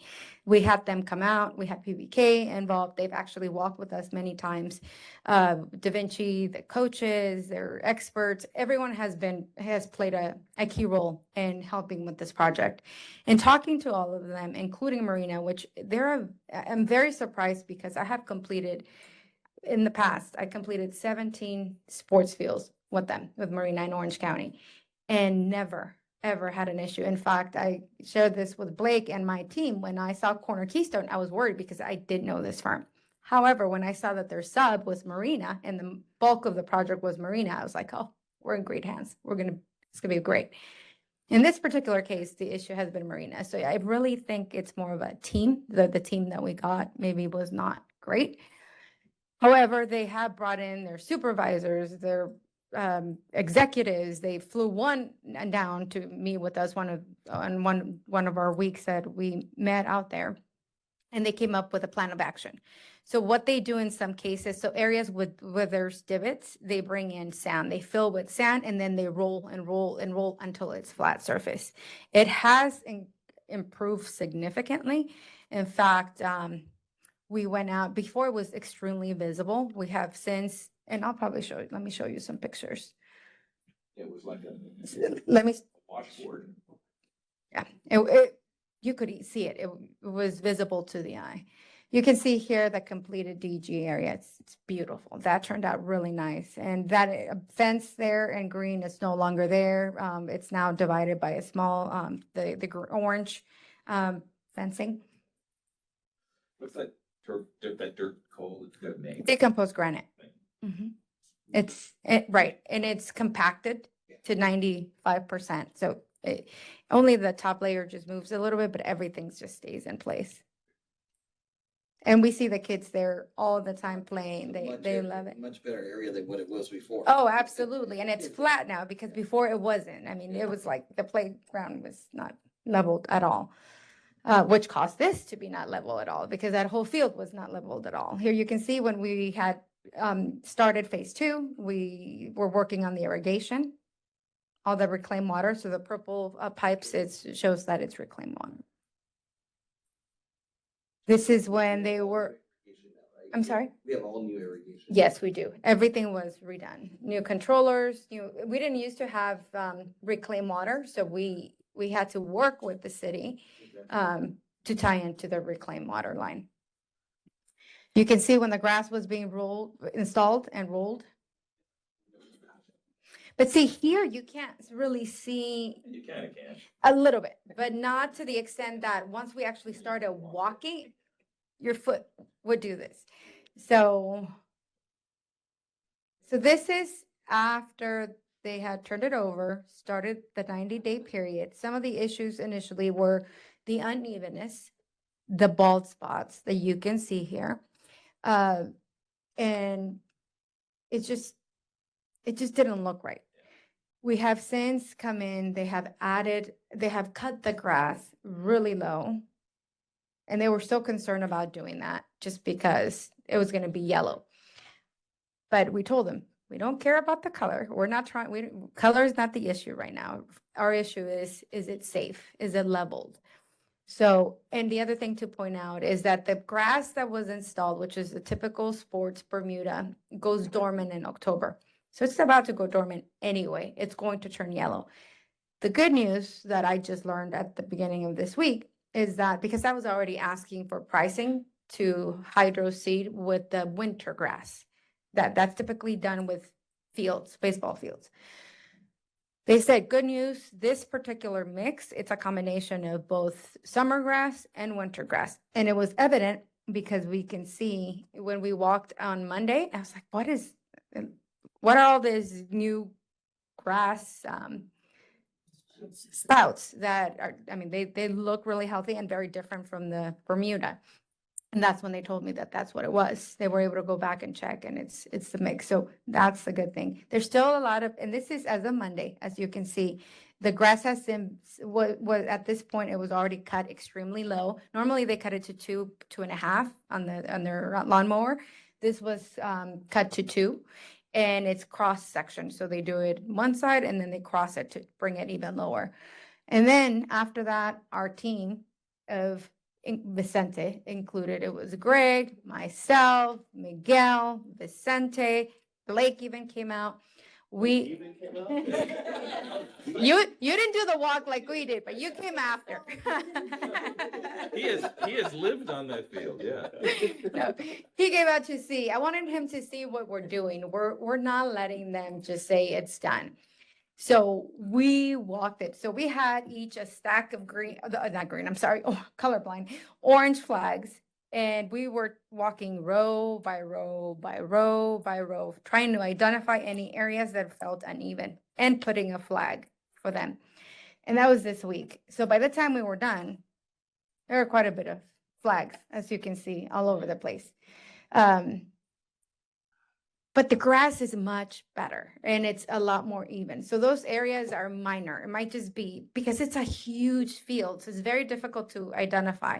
We're back on Monday. They were able to address this over the last 4 days because we flagged them on Monday.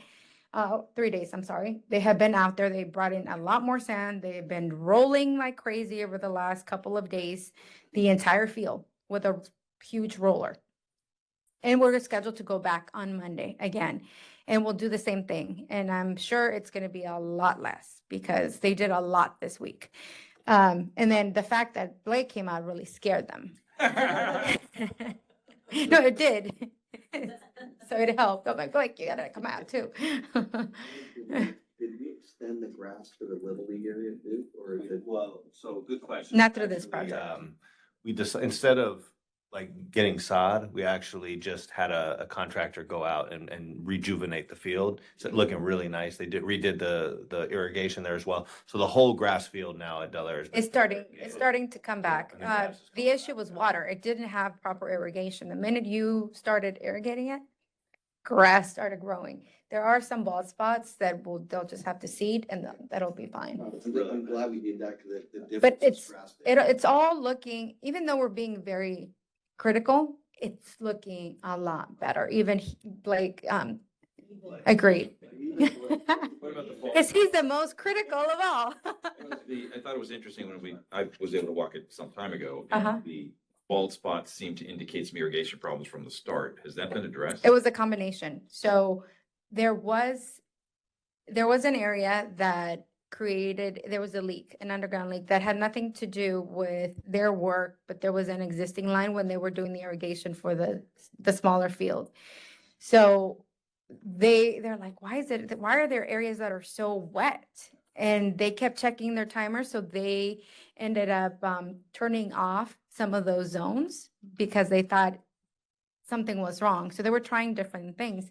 By doing that, they ended up killing the grass. Because remember, it's 90 days of establishment. And if you don't water it within those first 90 days, it just stops growing altogether.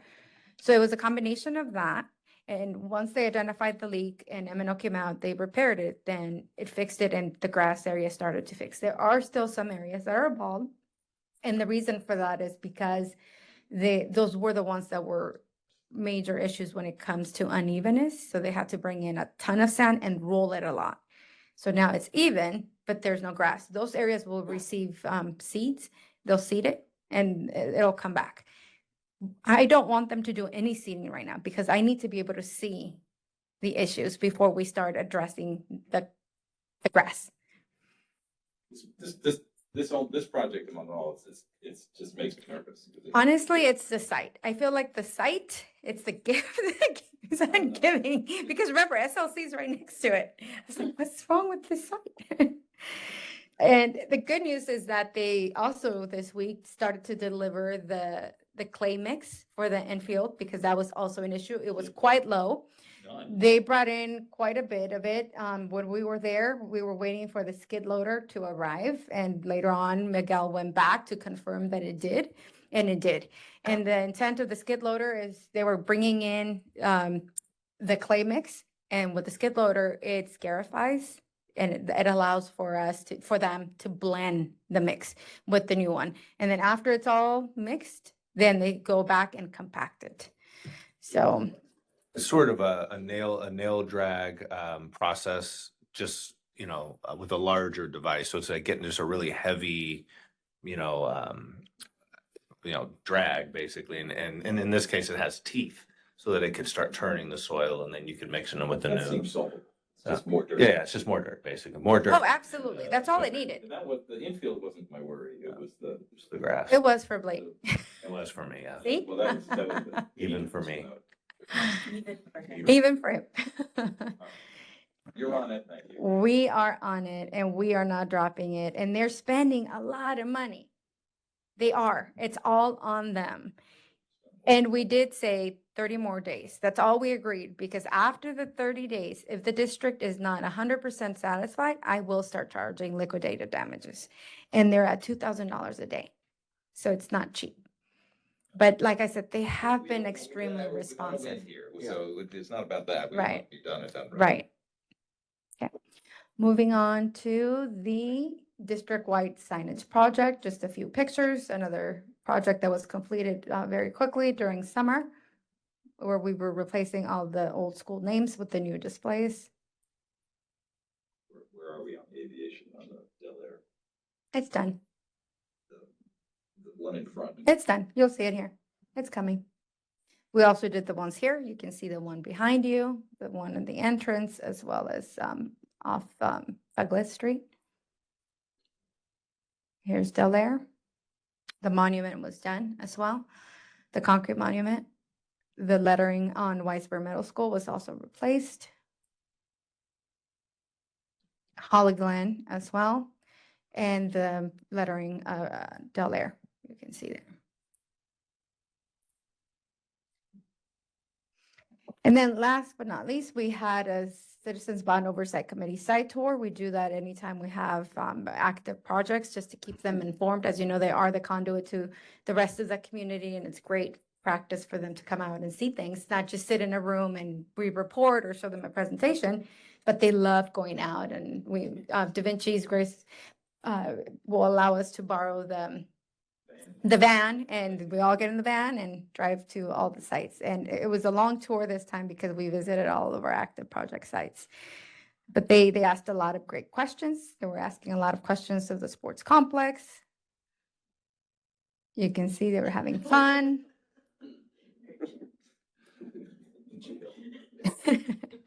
Yeah, I thought that was funny when we looked up, like, I got to take a picture of that. That looks really funny.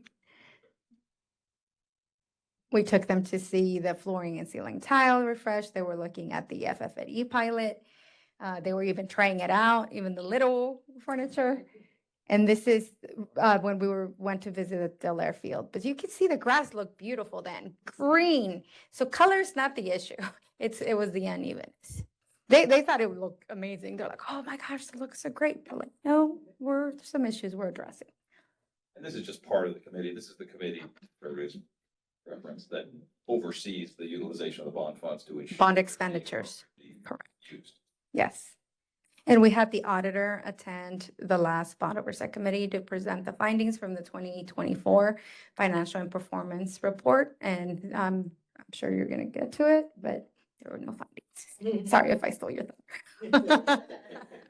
John, sorry, buddy. Okay, and the last slide, just some brief general updates. We are assisting Da Vinci with their Da Vinci Cafe project. We finally received DSA approval, which took like 6 months for that tiny little project, which should have been really over the counter. I'm not sure why it took so long, but finally was approved. We are currently out to bid. We are expecting bids to come in on November 4th. And Da Vinci board scheduled to consider the award of this contract at their November 19th board meeting, with construction starting over winter break. And like I said, the NAZ team will assist them with oversight and managing of that construction project. We are also still monitoring the Da Vinci Kitchen project. The project started, we did the design, went to DSA, PBK addressed all the comments. Right now, the goal is to just see it through approval, and then it's up to parties to determine what they're going to do with that project. And we are now also busy planning for our summer 2026 projects. We're going to be coming back soon with a list of those projects that are going to be moving on next. And that's all I have. Any questions? Thank you, Emmy. Did you time me? Good job. The timing is all good. When is Dr. Silvers, when is the timing of our next series? Oh, my goodness. Just when. Yeah, I'm See. I'm probably gonna have to get back. Just 27 or is it 28, Noemi? No, we can go, technically it's 28, but we can go as early as 27. I guess my question relative to that was planning for the summer, how are we funding?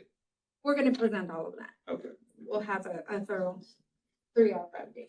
3 hours. Yeah. 3 hours and 15 minutes. You know, there's so much it just tells you how much is going on. It's obviously well managed and we really appreciate it. So no issues on time is what we needed. Thank you very much. We will, absolutely. Yeah, the cadence is we wanted to wrap up some of these projects first and see how much they were gonna cost.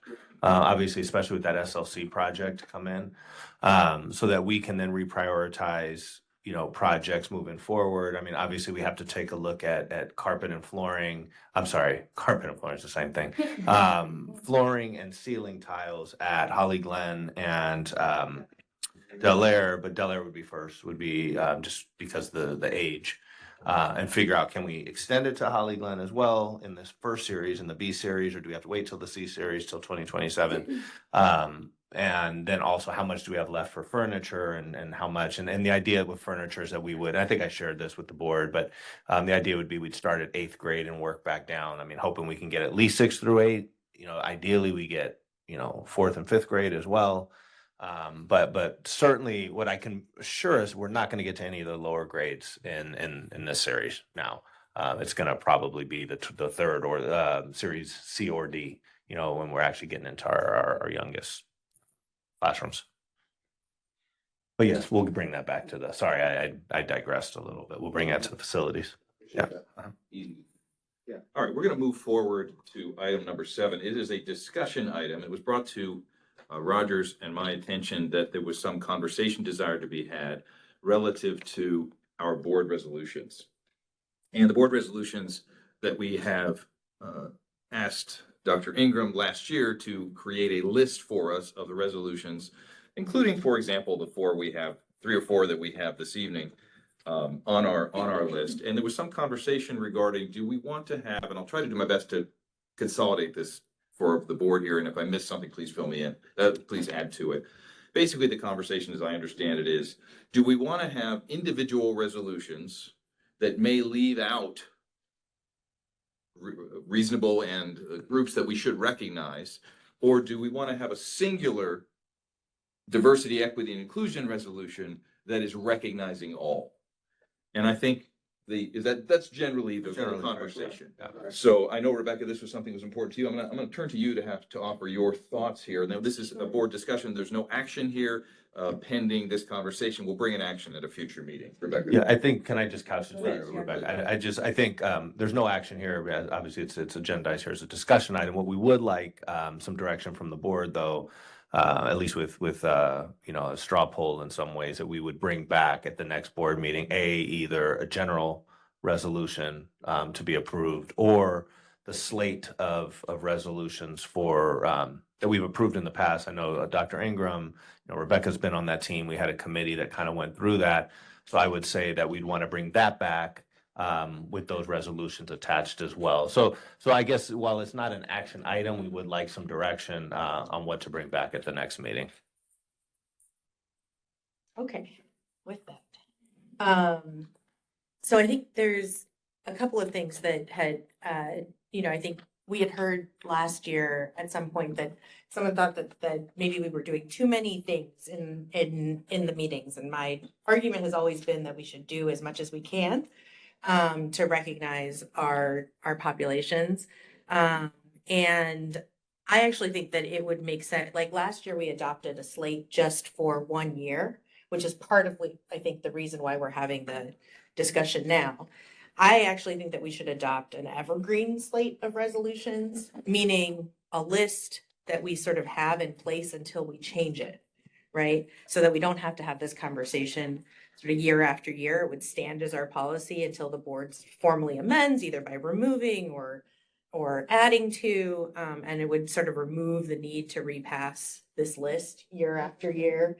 I don't have an issue with us doing a general resolution on our support for diversity, equity, and inclusion. But I don't see it as sufficient to address how we ensure that students are allowed to show up as their full selves at school, knowing that the district supports who they are and that the support is coming sort of from the top. The reality is that we have seen a number of things change in our world in the last few months, even since the end of the last school year. We see students and families and others in our community feeling unsafe and attacked simply for being who they are. And, you know, we've also witnessed the devastating impact of a long-term federalized military presence in our county over the last 120 plus days. And so I think our job as a school district is really clear that we have a civic duty to educate our students to become engaged, critical thinking citizens who question the status quo.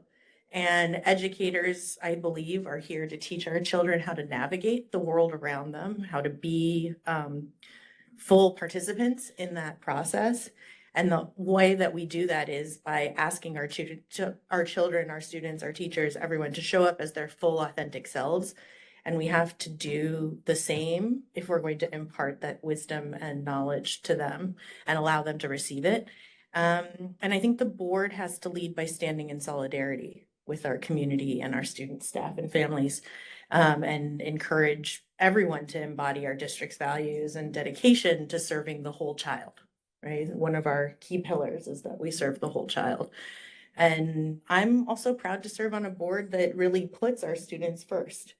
That has always been what we, at least in my time on the board, you know, I can't speak for, but this board, I feel like we're dedicated to this work. We're dedicated to learning and growing and even changing our minds when new information comes through and having open and empathetic dialogue about this. And so I just, I think I'm for sort of a both and approach here, which would allow us to adopt and reassert our appreciation and engagement with the diversity, equity, and inclusion, while also maintaining a slate of individual resolutions that we would adopt until such time as we need to change it. And I know on the list that we are looking at here, we actually adopted certain resolutions in different years, right? And so we've added to that over time. You know, the slate that was presented last year was different than the one that was the year before. So there's nothing that says that we can't add to it. So I think that's just sort of where I am with So all of this.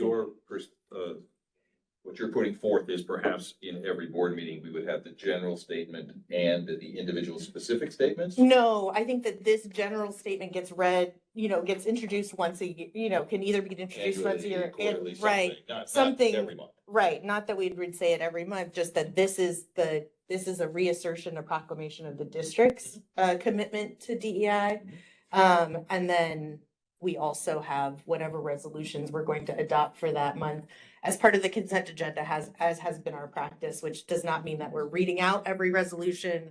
But I think the one other thing that I just want to say about this is that I think there's also a need for some additional implementation guidelines that go with these resolutions. So I would also ask that we as a district work together in the coming months to develop clear guidelines, so those policies and practices about how these resolutions should be implemented, celebrated, integrated across our school sites and in the classroom. And really, board resolutions should be moving from paper to practice, right? Like, we want to make sure that we're not just doing something to pay it lip service, but that we're doing something that really makes its way into the classroom and to our students, and they feel that, so that they can walk into campus feeling like they're full participants and they can bring their whole selves. Thank you. Yeah. Open it to our other board members. In agreement with Rebecca. First of all, I want to thank. First of all, I want to thank Monique and Rebecca as part of the DEI committee for getting together and doing this. I think the only one question that I've had in the past, I've actually had a few points that I wanted to bring up. The first is to make sure that our individual resolutions are in line with LACO. We should be in line with LACO. I think the only difference is that if there are things within our community that we should consider adding on top of LACO, then we should do that as long as it's representative of our community. So that's one. Two, my biggest concern in the past with the individual resolutions has been leaving somebody out. And actually, there was a fellow board member that felt left out, and that was where I was coming from. So that is the reason that I also would push for a general resolution that makes sure that we are covering everybody. I mean, the strength of Wiseburg Unified School District has been its diversity, has been inclusivity, going back since I went to this school district. That is the beauty of our district. So I completely support this. And I would be in support of a two-prong. In other words, the individual resolutions that collectively we agree upon. And I obviously would defer to the committee as they've worked on this, I guess, for the coming years. I don't know if we're going to do it on a yearly basis or will we do it for further years. And then I would also be in support of doing a general one that makes sure that we cover anybody that may not be covered in our individual. That's all I had. Thank you, Nelson. Yeah, I just want to echo that in that I think the initial conversation that we had was addressing that mainly is this fear of we don't want to set these out and leave people out. And, we don't want that at all. But I think also in the recent, just the way our world has been changing, I don't think that is enough to just do something that is general, because I think it doesn't feel as inclusive as we want it to be. And I do think that a little grace can be afforded to us in that we are trying our very best and we set forth something. But I really like this idea that there's things that are evergreen, like you said, and that we can, instead of having to pass a different one every single year, that we revisit the one that was passed and then add to as needed or to revise. And again, giving us the grace, knowing that we are trying our very, very best and our intent is never to leave anybody out. I think that is the two-prong effect will cover us in that way. Thank you. I thought I might make this controversial, but I'm not going to. I believe there is value in specificity. And I was reminded, for example, in our meeting this evening, we have resolutions recognizing National Hispanic Heritage Month. The majority of our students are Hispanic. We can have a general thing to recognize all people, but it's good to recognize this big group in our community. We're recognizing Bullying Prevention Month. And we're reminded that bullies should not be rewarded, and bullies come from fear, not from strength. And can we give those being bullied the strength and support that they can have the voice and know to be their whole selves? So I could continue, but I think there's value in being our best selves when the values and the reminders are put in front of us, and there's power in words. And to Rebecca's point, maybe we haven't done enough with these, that they're just perfunctory. Candidly, when we say the Pledge of Allegiance, with liberty and justice for all. Wow, those are powerful words.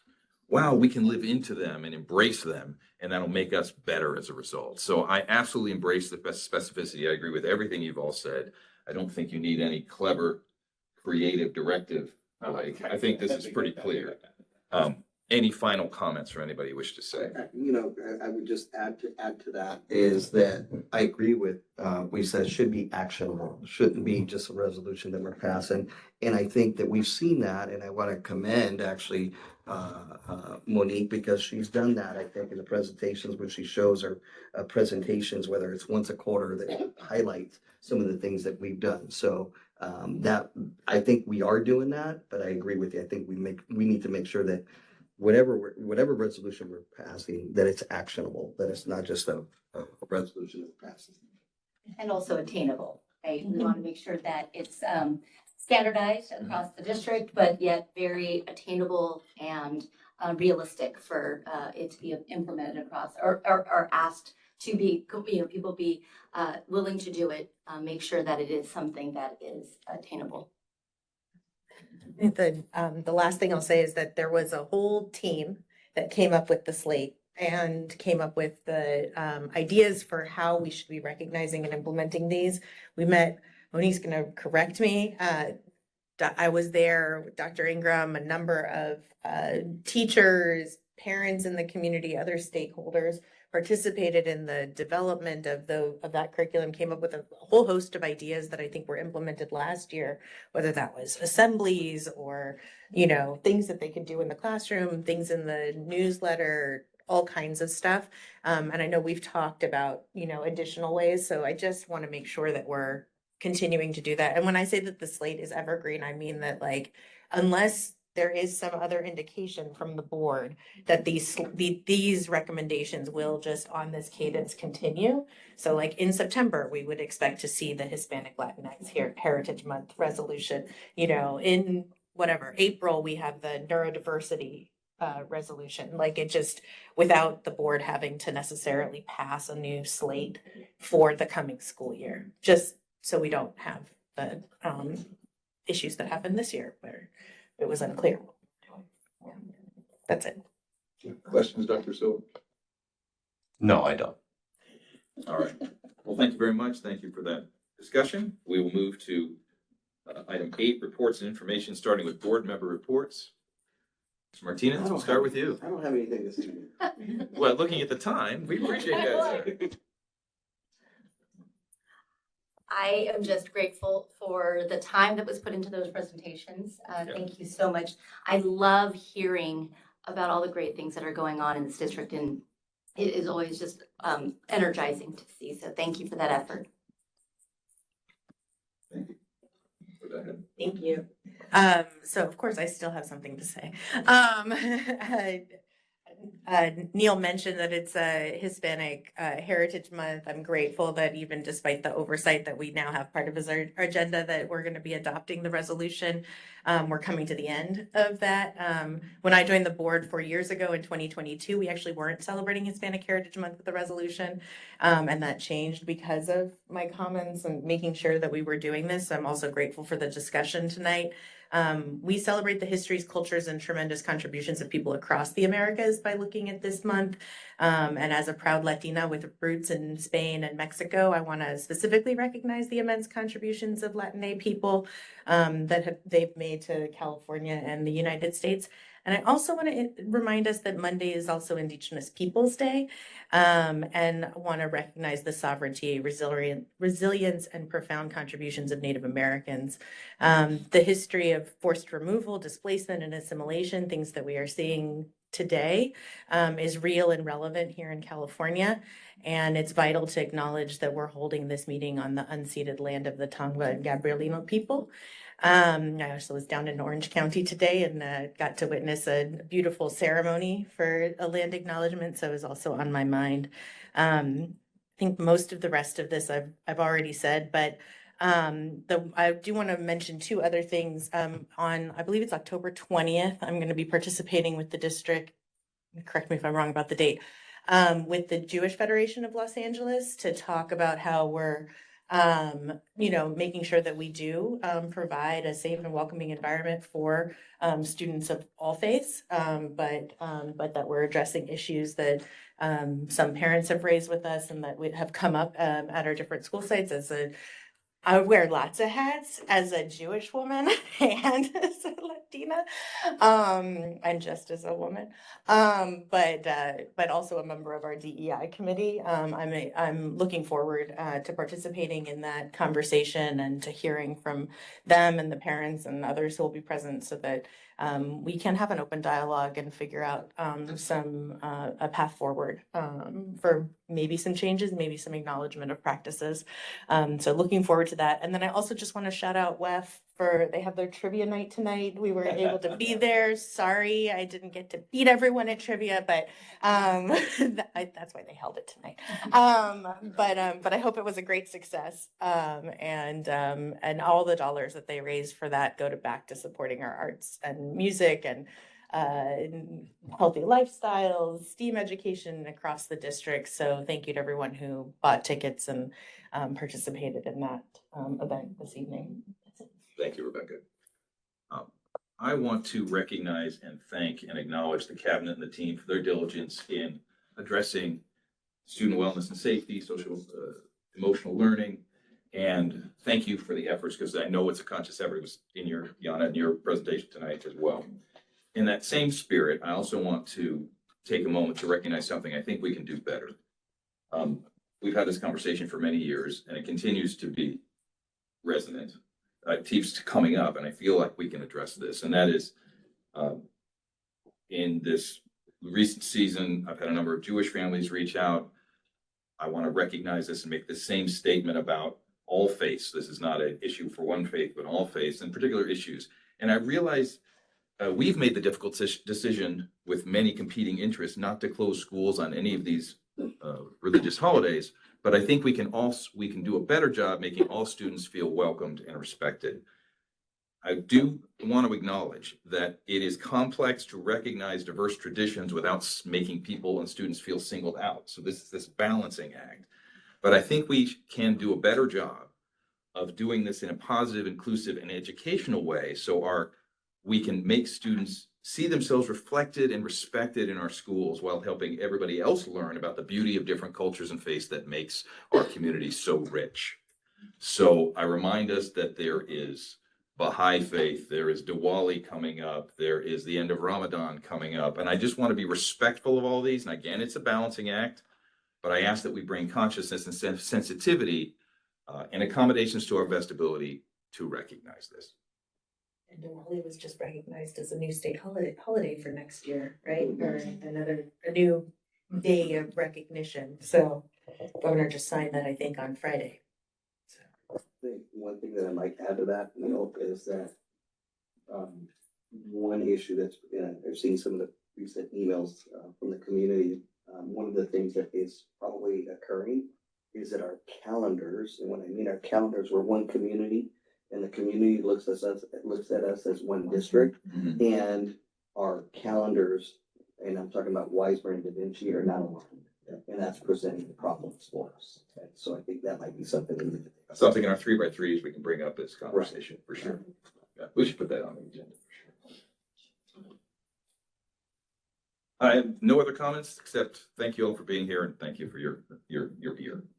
Dr. Silvers, let's turn to the district leadership reports. All right, so we are going to start with Monique. No, I'm just kidding, Maggie. We're gonna start with Maggie. We have lovely Miss Rodriguez here. I was going to speak with you all on the work that our design team has done. We met for a third time as a district last week.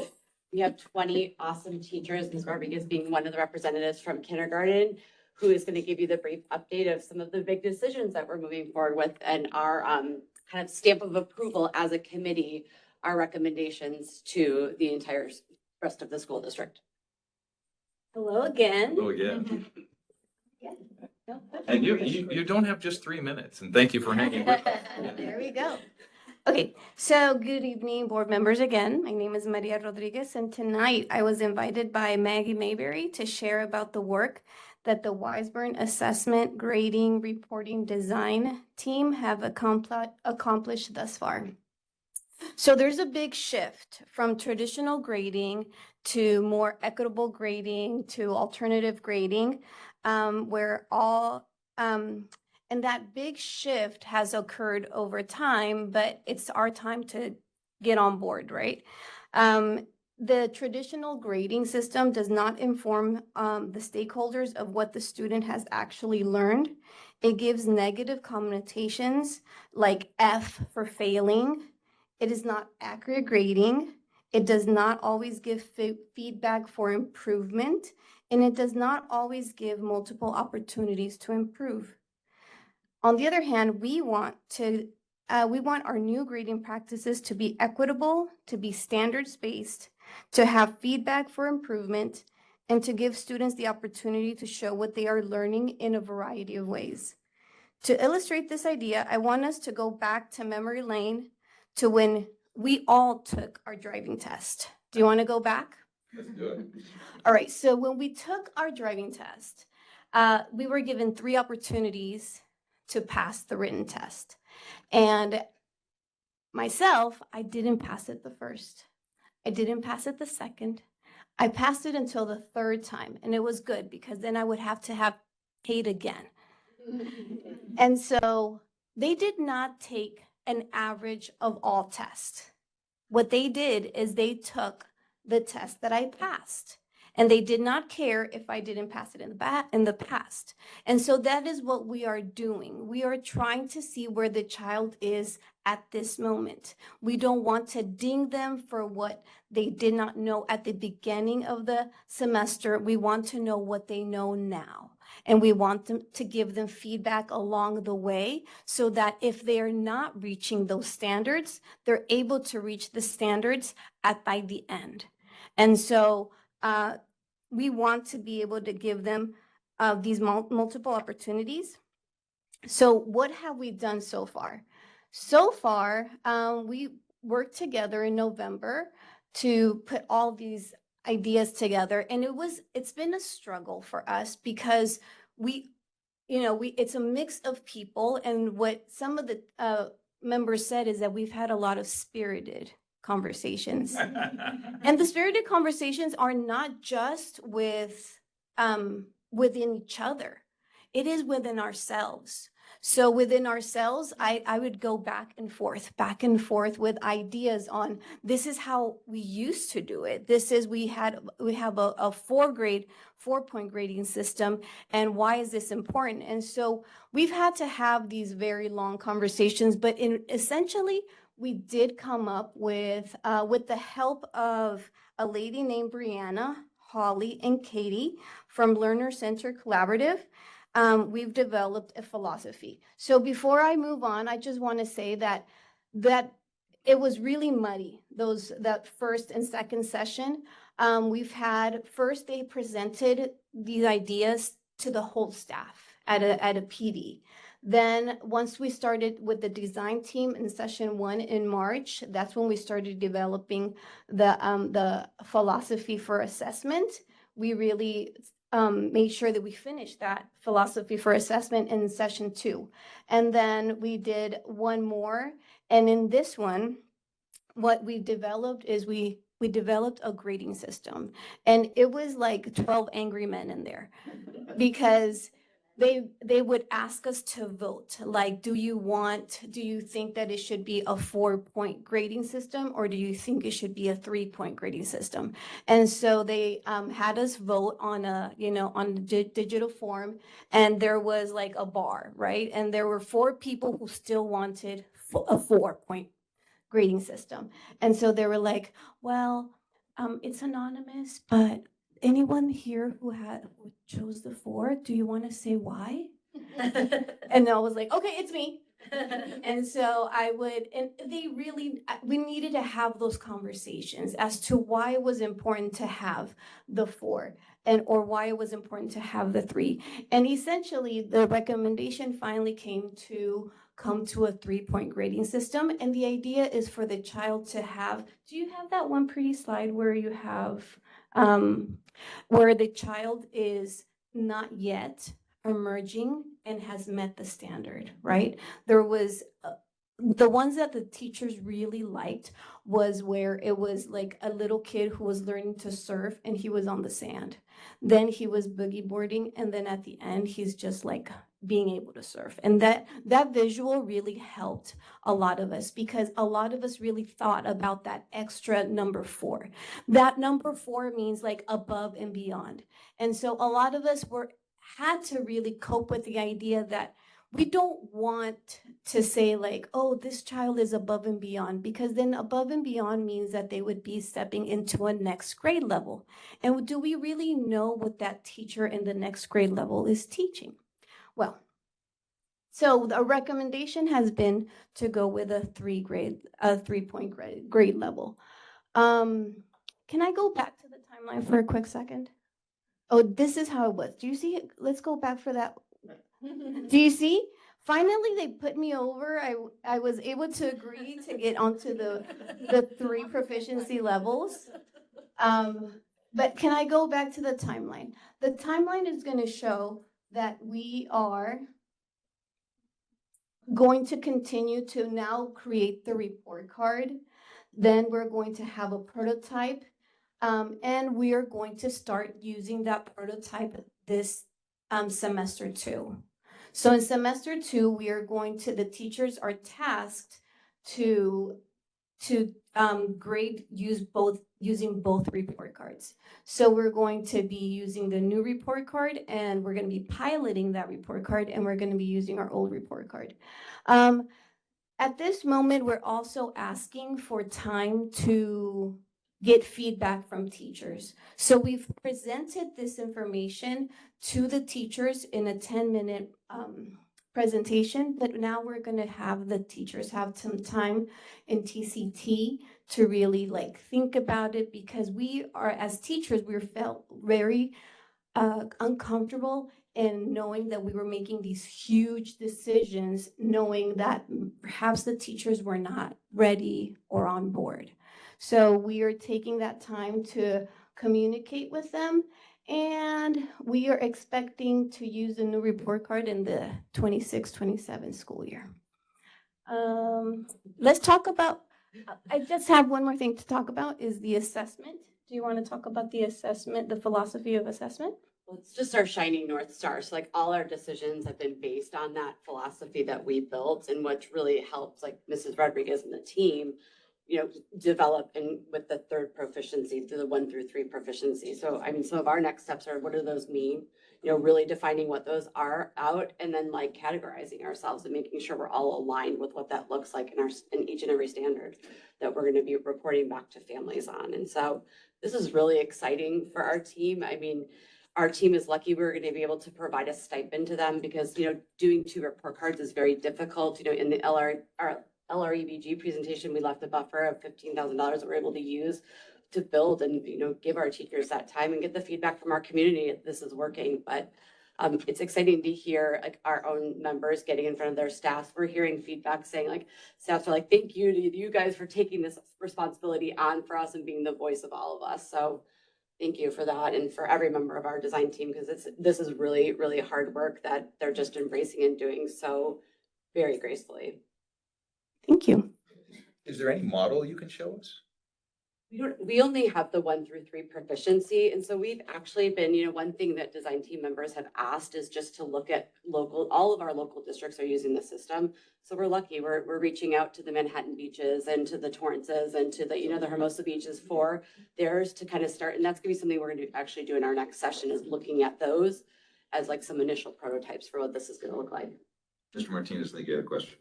Yeah, I have 2 questions. The first one is, this is a significant change. Yeah, So significant. how is this going to be rolled out to the community? Mhm. Obviously, I know that there's going to be it seems like already an initial presentation, but obviously there'll be more presentations to staff, Right. but ultimately to the community, the parents, because this will be a significant change. And second, this 3-point system, how does this impact students like with colleges and universities? How does this, I need to better understand that, because at least from my perspective, it seems like colleges and universities use a 4-point system. So how does this, and is that being considered? Well, most universities use the 5 point, I mean, they're using the A through F system. Like our high school that we are with use a 4-point system. We're moving away from that and moving to the 3. And so, luckily, our GPAs at 8th grade don't transpire at all. Like you get a fresh start 9th grade at every 9th grade school. And so they don't transpire. But what we are providing the 9th grade teachers is like, here's where they're at in specific standards in their learning. And knowing that like, okay, they're just emerging in their understanding of informational text is a different story than a student receiving a D in that. What does that D mean? We're saying here's where some gaps may be, or here are the big glows, because here are the things that they know very, very well. Okay. I think my confusion was when you said, like, there's not gonna be any 4s, that means nobody that's above and beyond, right? But it doesn't mean that if you go to a 3-point scale, doesn't mean that some of those 3s are above and beyond. Of course. Whether it's Absolutely. Da Vinci that's looking at it or the high school. Right, and that's something that our committee is developing, is what is that language to showcase that? You know, is it master, you know, proficient? Are we gonna say mastery or above? Like, that's something that we're working on as one of our next steps, so that we clearly define that. But your question about the community is, we are going out, our principals are going to be presenting to their PTA, school site councils, and like their coffees with the principals in the next month, like kind of these initial steps that we just spoke about today. And we're going to be, rolling out conversations throughout those 3 parties. And then the students that are going to be participating in the prototyping this next semester, we'll be doing like webinars and things with those parents, because we want their feedback. We're going to show them both report cards and say, give us the feedback on the new one. Yeah. So that we can ensure when it rolls out district-wide, it's ready to go. I have a couple things.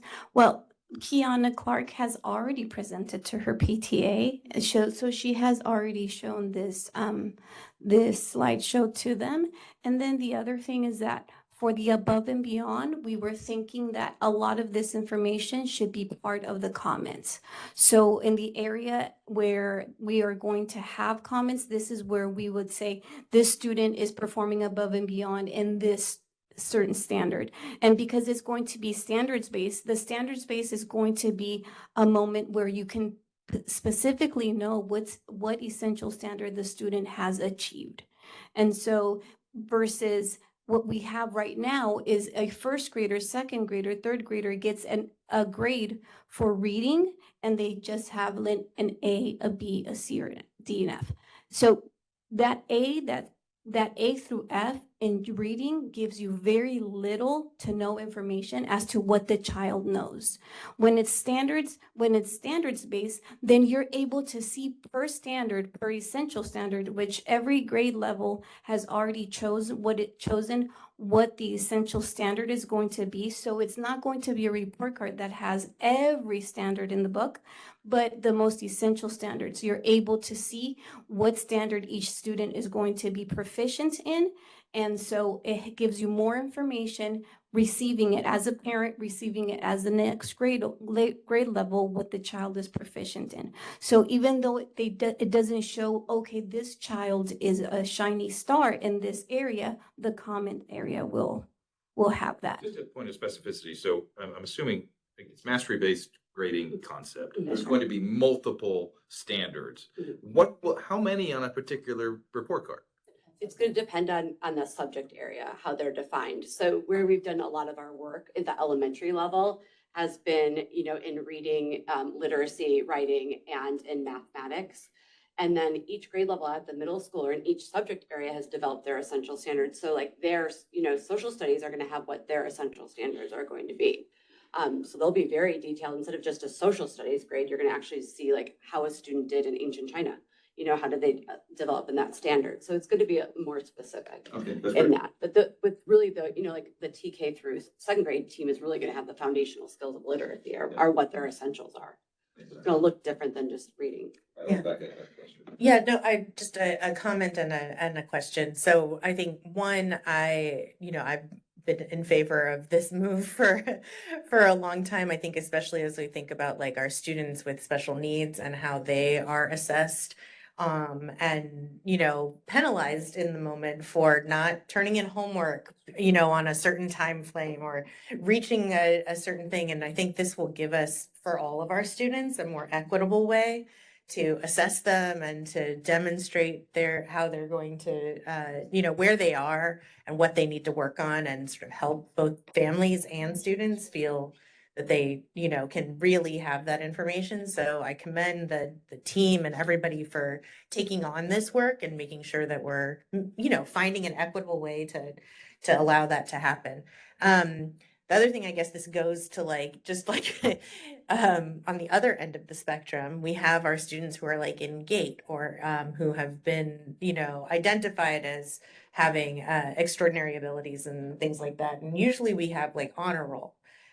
So I'm just curious, as part of this assessment process, if that, if you guys are going to be talking about whether and how that might change, especially at the upper elementary and middle school levels, where kids start to really think about, getting recognition for having, achieved something. So And it's funny because in reality, it wasn't something I had particularly been thinking of. And it was something that was brought to this committee's design that we will have to develop, if that system's needed, or is it going to be per school site? So that's still in development. So thank you for bringing that up.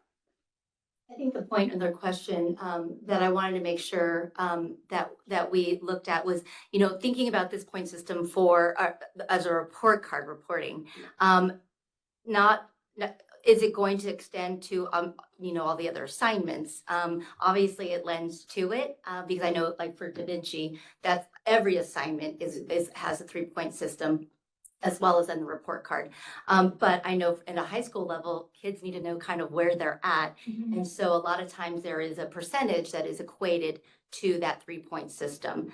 So again, my question is more for the individual assignments that, as long as, I don't need an answer. I just wanted to, at some point, as you kind of go through the process, that question be addressed.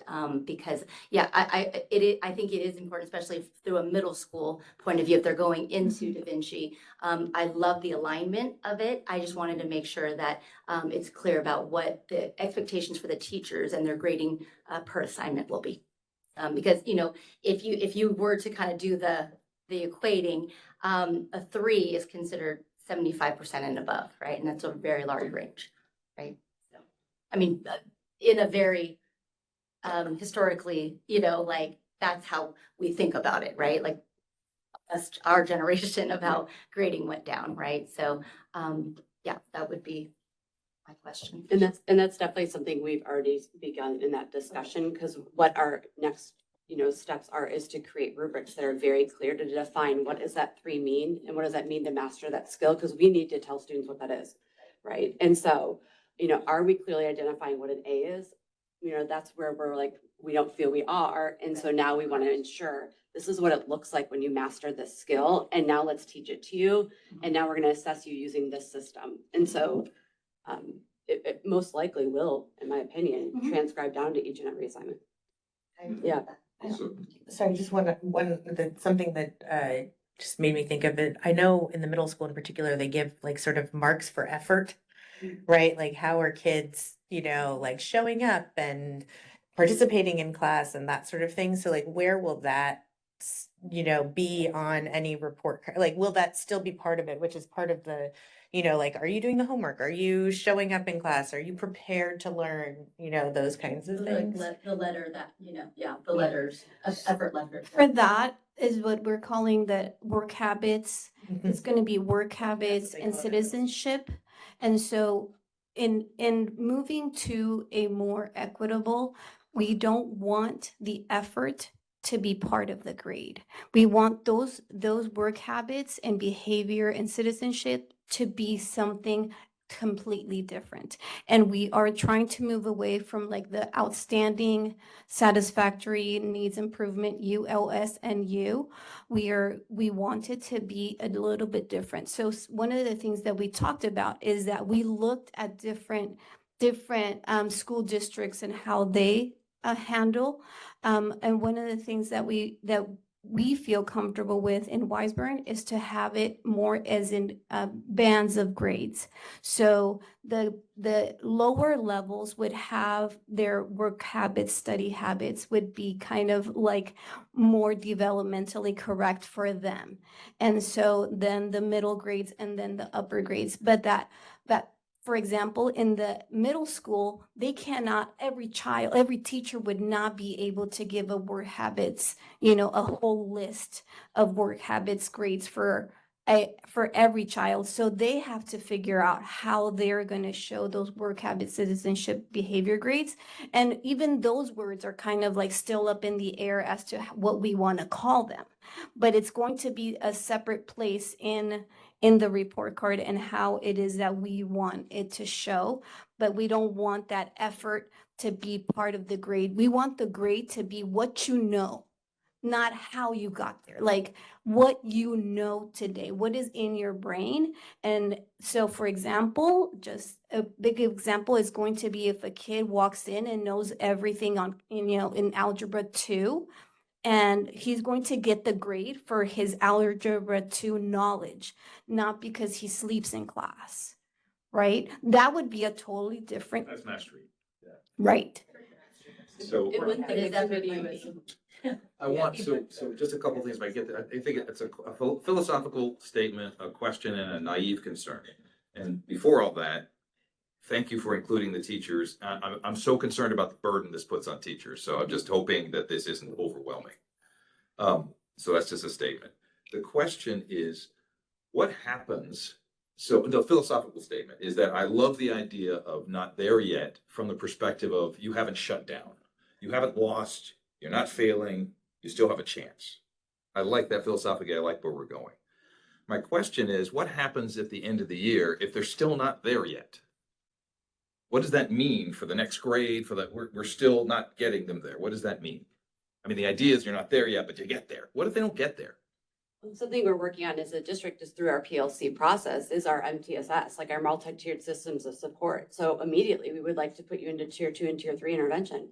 We know where your gaps are on day one, through our iReady assessment. We know that from our reporting because we've all aligned with what that looks like. Right. Let's start getting you to be on grade level. And so that's something we are working on outside of just this team that every teacher in this school in our district is currently working on and every school is working on. That's not very different than what we're currently doing. I mean, we currently have students that maybe receive a D or F or C or a B that are going into tiered systems of It support. might be more data driven though. It's going to be more data More driven. specific. Yeah. And I think we're going to have better based on our essentials, that it's not just meeting all of these things. It's going to be meeting specific things. Like kindergartners are come work on letters because they need to know those in order to be reader, like those kinds of very specific skills. And so we're in the process of those shifts and it's awesome to see our teachers be a part of that. So I make this last statement with the caveat that I'm in support of this. I love it philosophically. Beautiful narrative to get us along the track with the, remember when you're driving license. I love that. Love the story. Here's my concern that I've seen in real life that I want us just to have some consciousness with. I've seen mastery-based learning with not there yet in high school. And then I've seen students, I can point to them, I'll leave them nameless, that they've gotten to college and the not there yet gave them the impression that I didn't have to perform yet because I'll get my time. They learned a process that set them up for not success in college. Does that make any sense? Because there isn't a not there yet in college. There isn't a not there yet in life.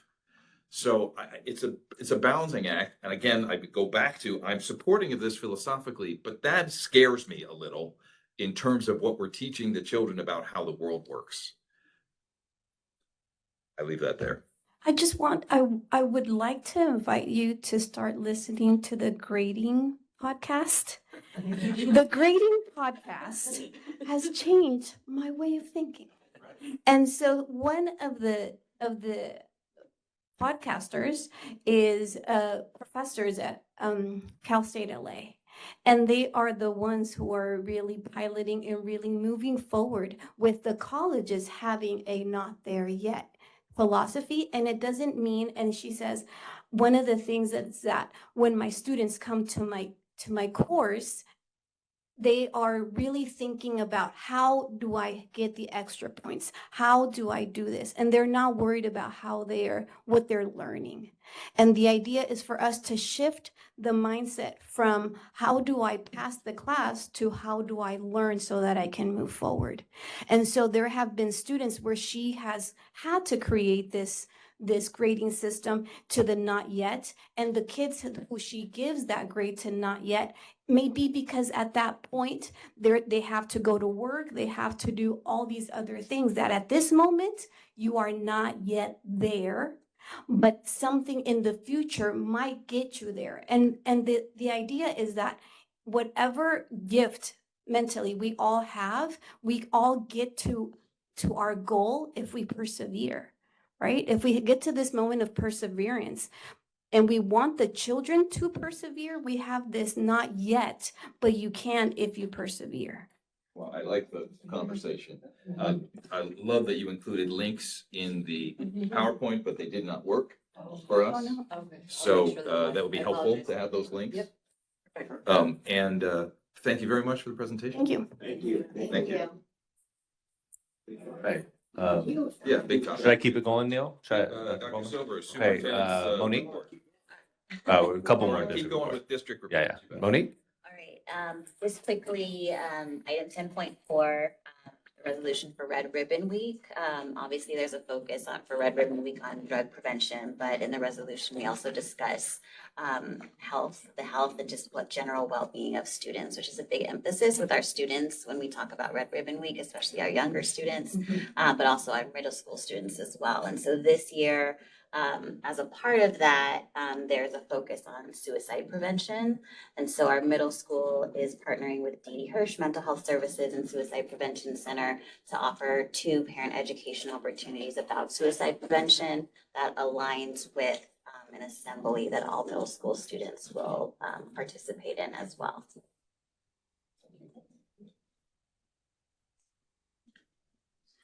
Right? Or yes, yes? Okay, perfect.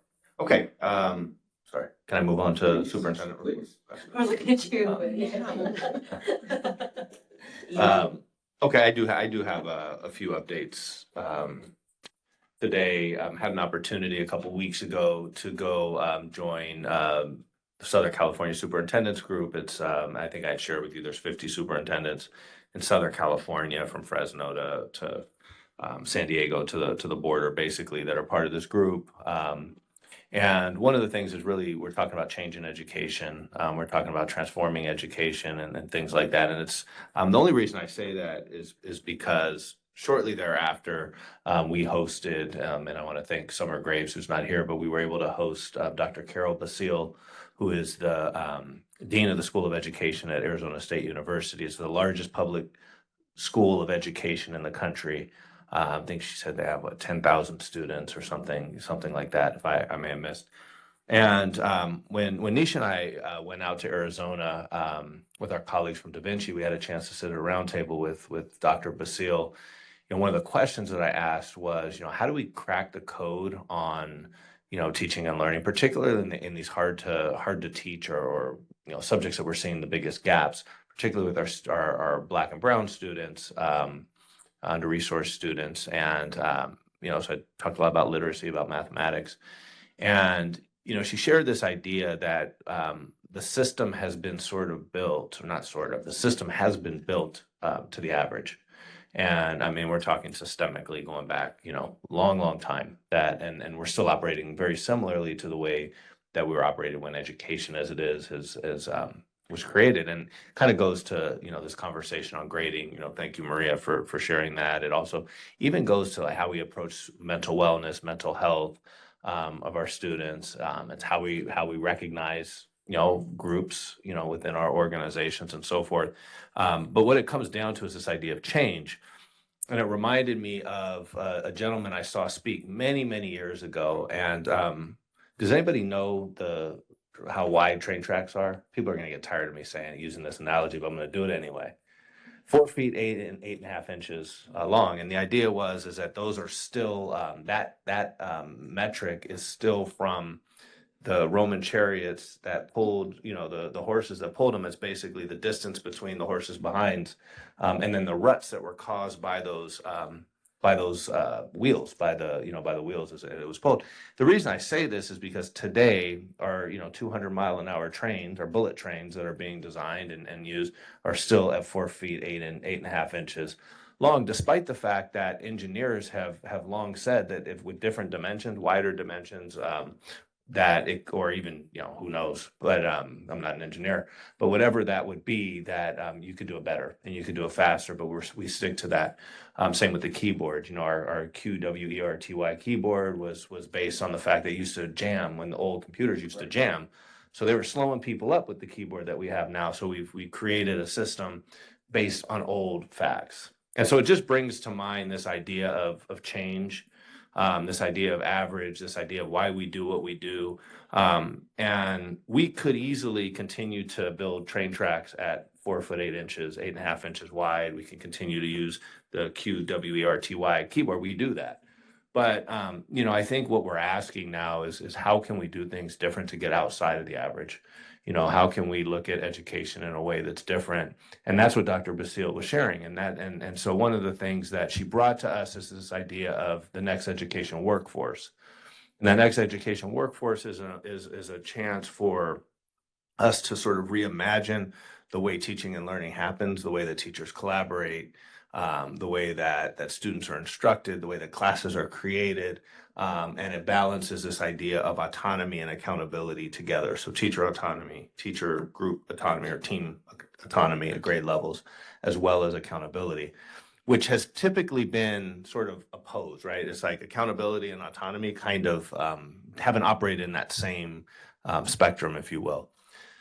So, we are taking a team, administrative team is going to travel to, where are we going to Tempe, to Mesa, Arizona. And we're going to go take a look at some schools there that are practicing some of these new teaching and learning techniques. This whole idea of teacher autonomy, what does that look like? How are schools how are grade levels sort of, governed in that particular, with that particular idea? And, Summer Graves is actually going to join us on that, at Aviation, because, really, if we're to change, I said that this whole idea of schooling is built for the average. I mean, idea is we don't want it to be built for the average. We want to build it so that every student learns, right? And that student outcomes are improved more than just average. We don't necessarily need average. If I may, Sure. not build for the average, build for the individual. Sure. Yeah. Yeah. It's personalized learning, individualized instruction, all those things. And, these key phrases have been around since I was teaching, and that was a long time ago now. But it still is a challenge that we haven't quite figured out. And I think we've tried in many ways, but we haven't debunked the system. So, really, really interested in following Arizona State's work, looking at Mesa, looking at maybe some schools. I mean, there's a couple of schools in Baltimore, but I believe it's in 20 districts across the country. It's not catching like wildfire, but part of it is because you have to change the system, right? The conversations that we have about teaching and learning have to change. The conversation about student outcomes has to change.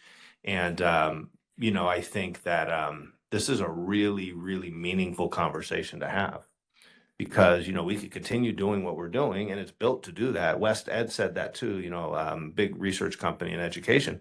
They've said for many years that schooling in general was engineered to do exactly what it does right now. So we're doing fine. I mean, it's doing exactly what it does, right? So we maybe need to. Society we're sending it into isn't what we once had. Sure, right. So we need to re-engineer, what we're doing is changing rapidly. So I think in that regard, I just wanted to share that just to say that, there is a push to be different. I think that when you talk about grading, when we look at, the energy behind looking at student outcomes and student data, seeing iReady scores and those kinds of things, it just really pushes us to think differently. And when we look at, special education and some of the challenges that we face in special education, a lot of that can be addressed through individualized learning. And how are we addressing students with special needs and so forth? So anyway, I just wanted to say that, looking forward to going through that process with the team and seeing what we can do just to continue to build a great Wiseburn. Also wanted to share, I had an opportunity to see I'm going to forget her name, so I'm not going to say it, but we went to a safety symposium, and one of the speakers at that safety symposium was her two children were survivors of the Sandy Hook, massacre at Sandy Hook Elementary School in Newtown, Connecticut. And now I've had a chance to see her speak twice. A, it's riveting, B, it's extremely emotional, and C, it just makes you think again and again and again about how we deal with, not necessarily how you deal with like a type of situation like that, it's obviously it's an anomaly in some ways, but more so like, how are we communicating? How are we practicing for these types of events, whether it's that type or any type of threat type of event? It really does challenge us to do that. And so I appreciate the work that the leadership team is doing to have tabletop exercises to sort of work through, threat assessment and how you deal with communication in a threatening type situation. But I just thought it was really, obviously, aside from just intriguing to listen to somebody who went through what she went through as a mother, being able to see some snippets of her son speaking, who was a 5-year-old or 6-year-old in a first grade classroom, who had classmates die, who had teachers die, and how you recover too, because there's the whole mental health side of it. And so it just goes to show just how important schools are, because schools saved him after that, right? He's now older, right? It happened a long time ago. And so now we're in a position, I'm sorry, what? Carly Posey. Thank you for that, Carly Posey. And anyway, so I think it's a really, really important conversation for us to continue, really important for us to prepare. And I just wanted to share that that was a really, it was a very, very important message that we heard. Also had a chance on September 24th to join Mrs. Graves and others in the room, Maggie and Holly Compton at the aviation math night, family math night. It was awesome. I want to thank the team for that and really thank the Da Vinci students for volunteering and being there and just being just wonderful additions to that day. This last week on Friday, had a chance to join Dr. Deborah Duardo, the LACO superintendent. In the morning, we had a legislative roundtable where we had a chance. I believe there were 8 legislators there, including Tina McKinnon and Al Marisucci. And we had a chance to have some pretty candid conversations with them about issues in education. And one of those things that we, that I brought to the table is this almost like, for lack of a better term, I'm going to say state of emergency that we're in with special education, and particularly with funding for special education. That is just, it's an underfunded program, and we find ourselves in really tough spots sometimes, trying to fund all the needs, but while at the same time, like, the most important thing is that we're serving the kids that are there, right? So kids have needs. Obviously, it's this tug of war between resources and services, but that's an unfair fight for us. It just doesn't feel like we're fighting the right fight sometimes, right? So, I hope it goes somewhere. Obviously, like, I have my skepticism, but we're going to keep on fighting the good fight. In the afternoon, I was able to join Aaron Keller and Bridget, Bridget Will, our grant writer at the State of Education. Dr. Duardo did that, and it was for foundations. It was hosted by the Los Angeles County Foundation, the Greater Los Angeles Foundation.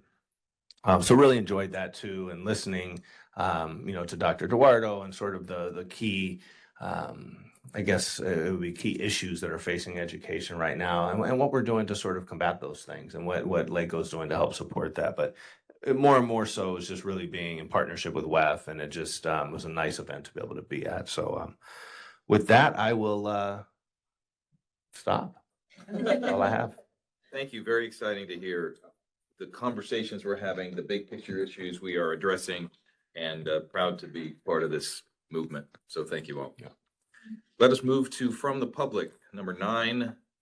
Do we have any comments from the public on agenda items? Number 10, consent items. We have the ability to approve the consent agenda 10.1, which is 10.1 to 10.11, pending any questions or comments. Can I have a motion? I'll motion 10.1. Thank you, Nelson. Second, including as amended when we adopted the Right. agenda Including earlier. 10.1.5. Yes. Seconded. Thank you. All in favor? Aye. Thank you. 5. Just Action a item. point of information, order, I guess, some of the presentations that we saw tonight were not linked on the agenda, so I just want to make sure that they get uploaded when the minutes of the slide decks, just so that the public can see them. Like the Vicky Barber. Right, the Vicky Barber presentation among others. Noemi's presentation, things like that. Moving to action items 11 fiscal, 11.1 receive the audit report. I presume we want to take this independently, and I'm assuming, Sean, you're going to share something with us. Can I have a motion? I need a motion. You have a motion? Second? Oh, we're not. No, No, we we get got to see the comments. presentation. That's right. Oh, no presentation, just some words. We're pleased to report that the independent audit opinion expressed is an unmodified opinion. This is the best or the cleanest opinion that you can receive. It signifies that financial statements are presented in all material aspects in accordance with generally accepted accounting principles. There were no significant deficiencies or material weaknesses identified in internal controls over financial reporting. There were no audit findings in regards to financial statement findings, no performance audit findings or prior year audit findings noted in. Congratulations, and great to know. Thank you. Can I offer one comment, a suggestion, if you could bring to Christy White? in their format, they tell us, we're gonna be looking for these bad things. This terrible thing could happen, this terrible thing could happen, this awful thing could happen. We found none of those things. If they would just tell us there's none of those things and then tell us what they look for, it'd save us a lot of stress of time. And so I'm kidding, but I'm not kidding. Flip it. Just flip it. Tell us we found no findings in this area. Here's what we were looking for. Yeah. Sean, do you know someone there that could help with that? I might. All in favor of receiving the audit report? Does she live in your house? Aye. Aye, sorry. And there's no opposed, 4-0. Moving to the master agreement with Zen Educate for 2025-2026 school year. That's 11-2. Thank you, Nelson. Second. Thank you. Any comments or questions on 11-2? All in favor? Aye. None opposed, 4-0. The 3-year agreement with Go Guardian, 11-3. Can I have a motion? Motion. Thank you, Rebecca. Second. Thank you, Michelle. Any questions? Just a comment, it looks like we negotiated a 3-year consistent pricing. Any comment, Dr. Silver? No, I could just say that, I mean, yes, always. We did go through pretty aggressive negotiating with Go Guardian. As you know, we were one of the pilot school and they're next door to us. So I mean, it's a local, they're in our district. You know, really happy with this program. I think from a filtering standpoint, it does give us some pretty good information. And I know that the middle school teachers really value the Go Guardian teacher platform. Where they can sort of navigate kids on 30 Chromebooks and see and so forth. So happy to be able to bring this back. It's getting pretty expensive, as you could see. So it's just, you know, it's where we're at. Yeah, which is really a general fund expense. But yeah, I mean, yeah, it's expensive, but it's important. You know, it's a safety piece. I always look at this as a safety piece and, you know, anyway, yes. And the kids know that it's being used. Yeah, they so do. I think it actually helps. Which helps curtail as well. Yeah. That's a little. I just want to say thank you that the district has identified this need as a priority. I know that doesn't happen in all places, and so thank you for that commitment. Keep our kids safe. All in favor of 11.3? Aye. 4-0 passes. Personnel, 12.1 and 12.2. Let's take these together. This is our revised contracted salary and updated contract for our deputy superintendent, who is nowhere to be seen this evening, and we have no idea where she might be. We'll move to approve 12-1 and 2. Thank you, Rebecca. Second, 1 and 2. Any questions or comments? Just a comment. I just want to acknowledge the hard work that Dr. Dugal has put in her position as deputy superintendent, and as we did with the superintendent salary. It had been a while since we'd given her a raise. So I'm glad that we were able to recognize both their contributions, award you got last year, all those things. And really am in favor of us providing the additional steps and incentives and all of that. So thank you. You. Other comments? Congratulations. Early congratulations, you're about to get it. Yeah. All in favor? Aye. 4-0, now congratulations. And thank you for your contributions. Appreciate it. Can I just make a quick comment before we move on? I know it's been a long board meeting, but I just want to take a moment to really express my thank you to the board, to Dr. Silvers, for your continued belief in the work I've been doing. Excited that I started my seventh year here in Weisburn. Started off as a per diem principal at the middle school, and so my favorite job ever, and now I get to continue doing the work here in Weisburn.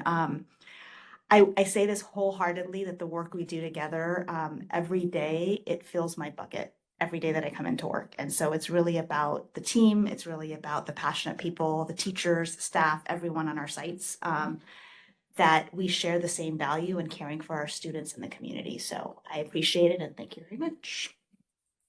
Thank you, Nisha. Congratulations again. And the COVID years were 7 alone. Yeah. All right. Well, it looks like our next item is upcoming dates and events, unless I've got that wrong. Looks like that's what Yeah, wow. We have a bunch of them on there. I mean, I can't believe we're already in October. But we are. Want to run us through these? I was like, should I say more? So a couple things, we do have a board meeting, coming up, next board meeting, we're gonna hear from Summer Graves from Aviation. We also have, Spooktacular, and it's actually a little bit of a different event this year. Oh, well, it's the same event on Friday night, but then, we're coupling that Friday night, you know, we're calling it the haunted house. I used the word maze the other day, and that was like met with opposition. It was like, no, it's not the maze. It's a haunted house. So we are actually going to host the haunted house as well on Saturday. So it's kind of a 2-day event. You know, Lisa Wilberg is very excited about the 2-day event. It was kind of a joke. She is really excited about it, but it's you know, it is you know, Spectacular is a lot of fun. And so that's here coming up, and then we have our staff development day on November 10th. And I know Dr. Dougal, we're working on some professional development. I won't steal the thunder now, but coming up in a board update soon, we'll give you an update on that as well. And then Veterans Day is right around the corner. November is right around the corner. This is unbelievable. Time flies. Yeah, sure it does. Well, on that note, we have reached adjournment. If we can have a motion, I know that's gonna be hard to get. You've got a motion to adjourn. Thank you. May I have a second? Second. No comments or questions allowed. All in favor? At 9 o'clock exactly. 4-0. Oh, I gotta do it because I knew you loved it. We are adjourned. We don't need a second.